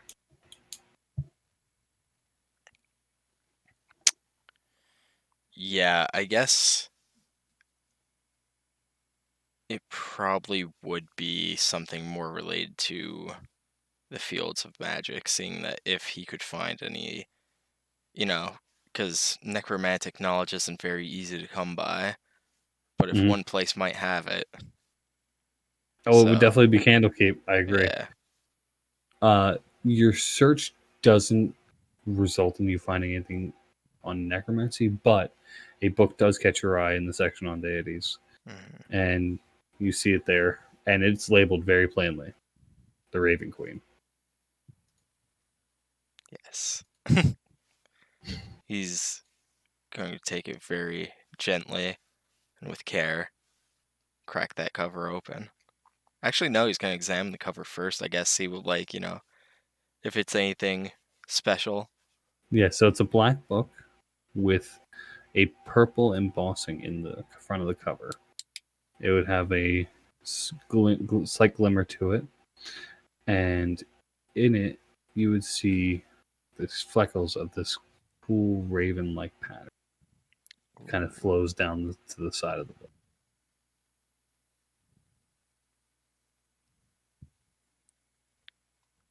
It's a beautiful book.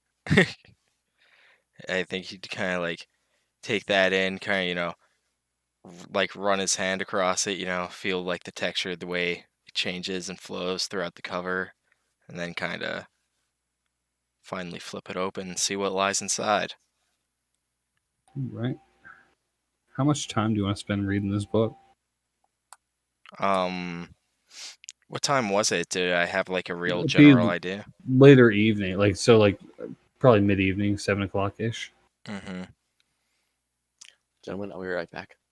I think he'd spend a good amount of time here, as long as no one was looking for him, but he wouldn't want to get back too late that he'd be a disturbance to people. He's not gonna wait, stay up all night reading this, letting everyone else fall asleep and then just kind of come crashing through. So I don't know, an hour or two if he's got it. Okay. Uh, yeah, so you read through it, and a lot of what this book seems to focus on is kind of what her purpose was. Her existence seems to have been primarily focused on things like collecting memories and strong emotions, typically associated with tragedy or loss. Mm-hmm. She has ravens that act as scouts for her. They collect mementos and trinkets from the living and sometimes the souls of the dead.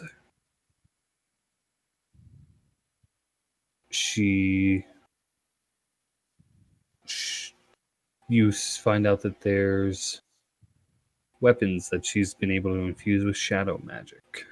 They are sentient blades. You read of a story about a blade called Black Razor, hidden in some mountain, some far land. Um, as you kind of read through this book, you find out that her obsession with collecting these mementos and stuff is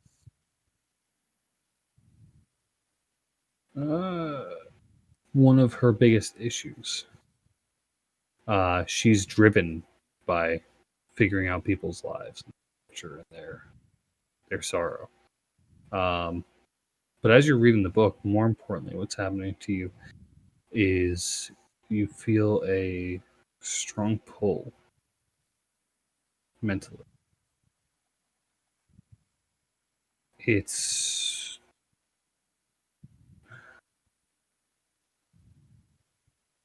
it seems to be radiating from your uh, sigil on your shoulder. Mm-hmm.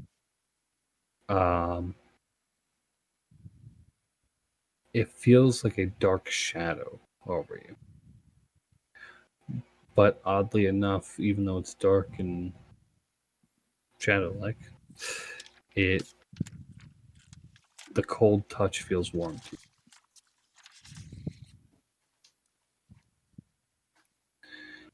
That's, I'd say, pretty much what goes on over that course of time as you're reading through it. It doesn't seem to have any like deep dark secrets on her or anything. There's nothing that's like super hidden lore or anything.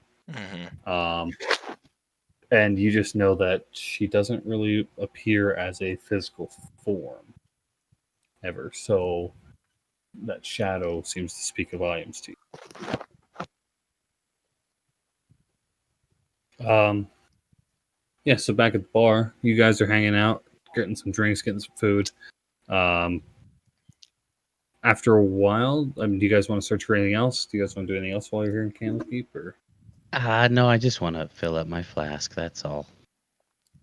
the barmaid walks over to you and says, "Sure, that's fine. Did you enjoy browsing the selection in the Candlekeep libraries?" Oh, of course, it's such a beautiful place here. I just love all the books. It's so easy to get lost for hours. I'm actually kind of surprised that I'm here right now instead of still out there. You can always feel free to explore the library some more. I mean, we might not be here for very much longer, but I definitely will make it a goal to come back. Glad to hear that. I agree. These books, it's so hard it's so easy to get lost in them, and yeah, you just want to keep them all. It just feels like a great place to you just want to stick them in your bag or something. Some of these and leave with them. No, that would be illegal. You're right. No, of course. Yeah, I'm just, there's been a couple books that I was really in love with that I didn't get to finish reading when I was here. Well, I mean, good thing the world's largest library is right in this city. That's right. Yes. What were you drinking anyway? Just that'll be a whiskey, please. Sure. Well, actually, can I get a whiskey and then fill up my flask with whiskey? We typically don't fill outside containers, but I think suppose, I might you're need it. adventuring. That's fine. Yeah, so Thank she'll you. fill it up for you. 2 silver. And yeah, you guys get some food. Total bar bills over the night. Call 5 silver each max. If you wouldn't be drinking, drop it down to 3 for your meal. Everything's a little bit pricier here. It's a hot tourist spot. Exclusive club, really. Yeah.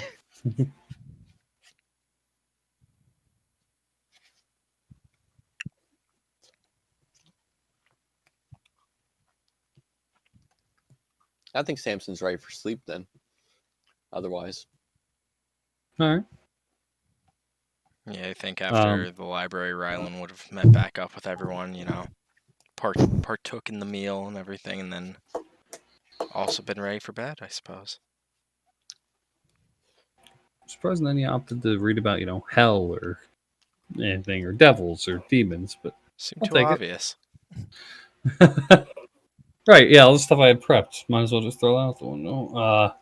So had that ready for weeks. Just fucking gone. Thanks, guys. No. So you guys head out for the night. There is a bunkhouse outside. Savira would direct you to that. There's just cots and the bunk style beds. And you're welcome to use whatever ones are open. It seems to be a very open community here. Could I look for someone that, like, before heading to bed, last thing I'm going to do, maybe look for someone who might be like a librarian, I guess, for lack of a better term, like someone that could talk to, like, say, absolutely. hypothetically, basically, like, ask if would I know you all here are big on take a book, leave a book, but would knowledge be worth? It's just in the future if I were to want a book. I I have talents that maybe you guys aren't too. The books may not be too refined. I don't know. It's an older gentleman you're talking to, and he, well, if it's knowledge that you have, it's best to write it down so it can be shared with the world. Don't you think? I know someone that I might be able to collaborate with on something like that. Great. We'd love to see it. Coming soon. Phil and Rye Guys manual on doing cool shit. Volume 1. Sounds. Yes. It'll make a big wave. Just wait. You'll see. It's going to be awesome. He's gonna turn and walk away. It'll be on its own pedestal. It won't even be on a shelf. Yeah, whatever. He's just nodding as he's walking away. That's I wasn't sure. I think I might have actually asked that last session too, but Oh, you didn't? I don't think so. Yeah.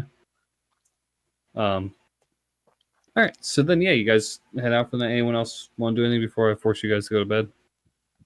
go to bed. I'm worrying. I don't want. Dad said Alright. go to bed. So you guys. Yeah, well, my dad's dead. He can't tell me to do shit. How many times did I tell you to turn that fucking light off? Fucking bedtime. All right, so you guys bunk up for the night, and you wake up in the morning. You meet up with Silvira. She takes you up to the roof of Candlekeep. She ushers you over to a crescent-shaped like landing platform, overlooking the back end of Candlekeep, where it overlooks the sea. So beautiful view. You see miles in the distance, but the first thing that you notice is that there are 7 griffins on top of this tower, standing there. And Silvira says, "They have instructions to fly us to Charsagor's tower. I wouldn't worry. It is safe." Animal handling time. I mean, if you're quite sure. Do we each have to ride one of these by ourselves? Is there like a driver or something? Typically, they really only carry one rider in their gear. I'd say you'd have to fly it yourself. Yes. Have you never seen a griffin before?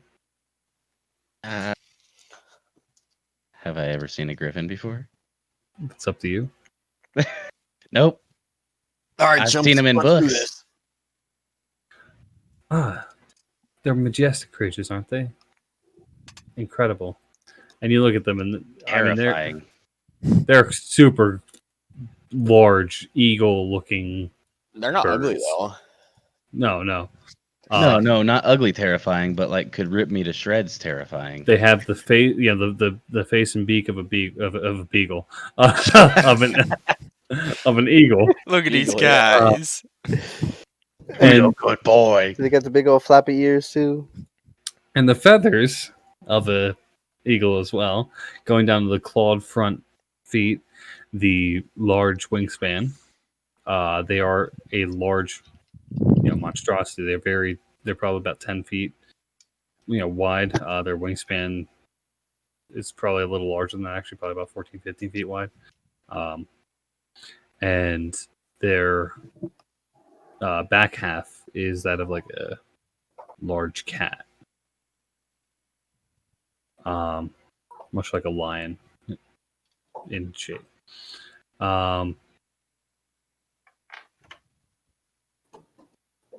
Is everyone comfortable loading up and flying? I don't see why not. Other What's choice do worse we that can have? happen? Have y'all ridden a horse before? Yes. Oh yes. I think it should be simpler than that. It should just be hopping on, and they know where to go. Griffins I are quite used to use intelligent. I used to use our pet dog as a horse when I was smaller. Imagine this should be easier than that. Okay. I think that's Strange. You're smart. Yeah. Okay. Yeah. That makes sense. And she kind of looks puzzled as she walks away from that.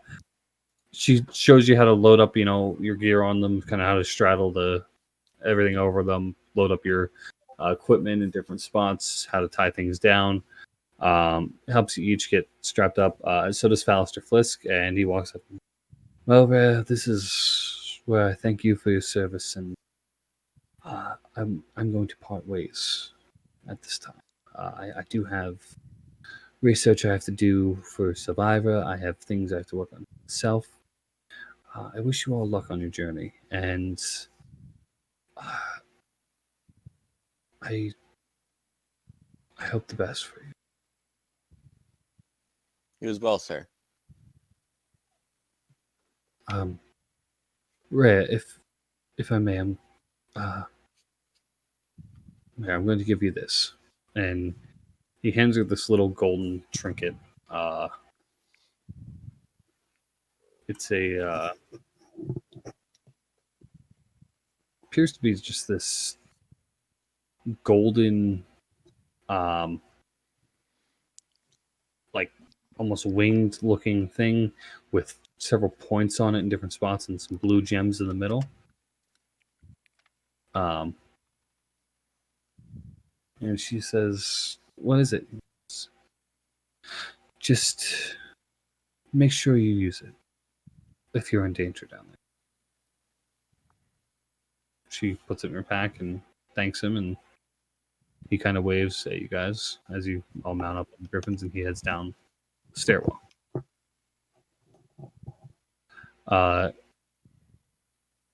There are handlers that help you guys actually mount up on the griffins. And I need everyone to roll an animal handling check.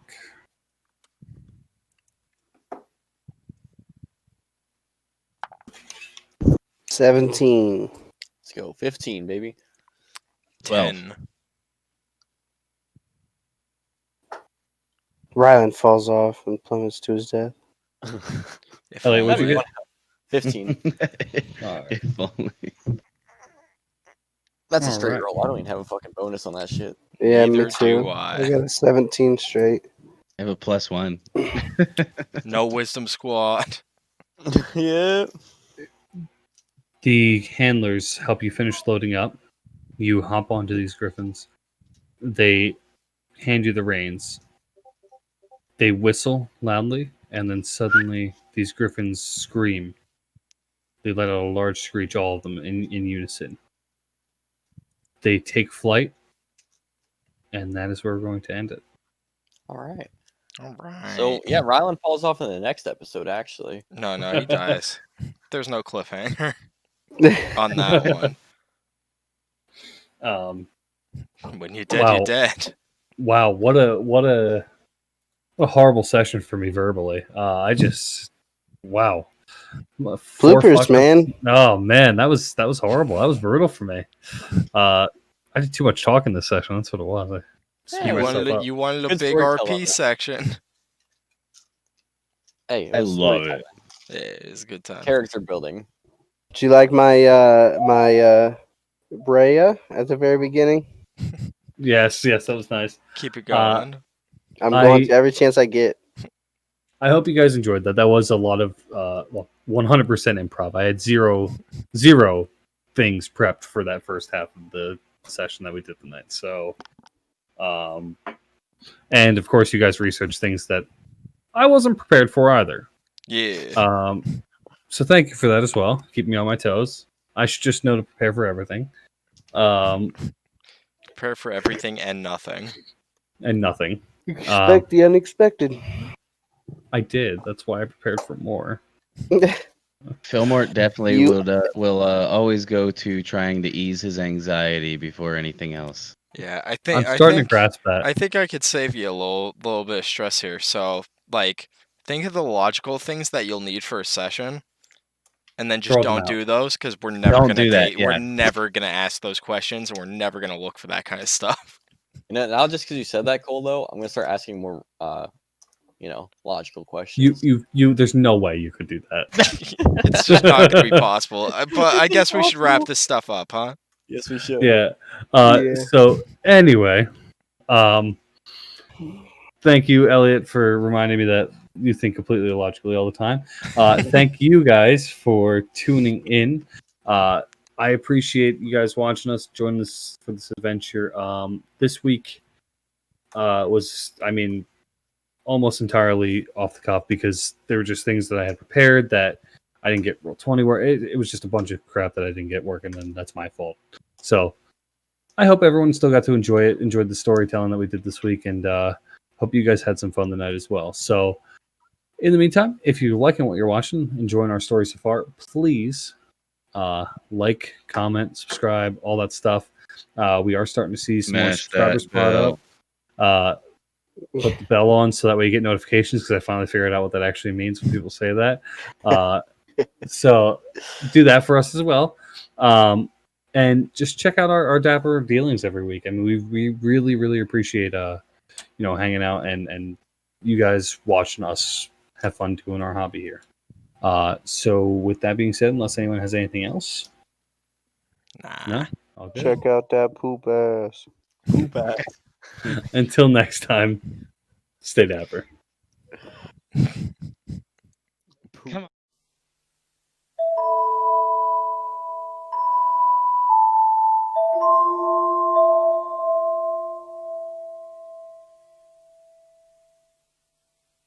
And you read some of these old tales, and it kind of gives you this feeling of what you felt as a kid when your dad would read you these tales, and some of the books that you get excited about, and like this brave adventurer who went out on things, and his job was to help people, and he didn't take no for an answer, and these bullies always got in his way, but he always beat them off, and there was never any way for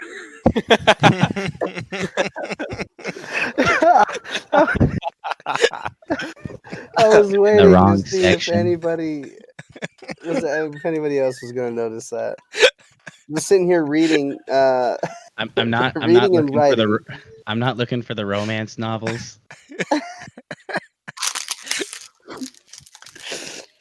Awesome. That was great. It takes me back to Blue Mountain State. Me and Bill, we were just talking about this the other day. Oh, you fuckers. You get me every time. But Hey, you said it. What do you mean? You get me every time. I just happened to You fucking post that, It's me that's got me. talking about beating bullies off and and, I mean, and poop ass. These oh fucking God, let's kids, not I'll start tell this you. again. Well, that's some good bloopers. Oh my god.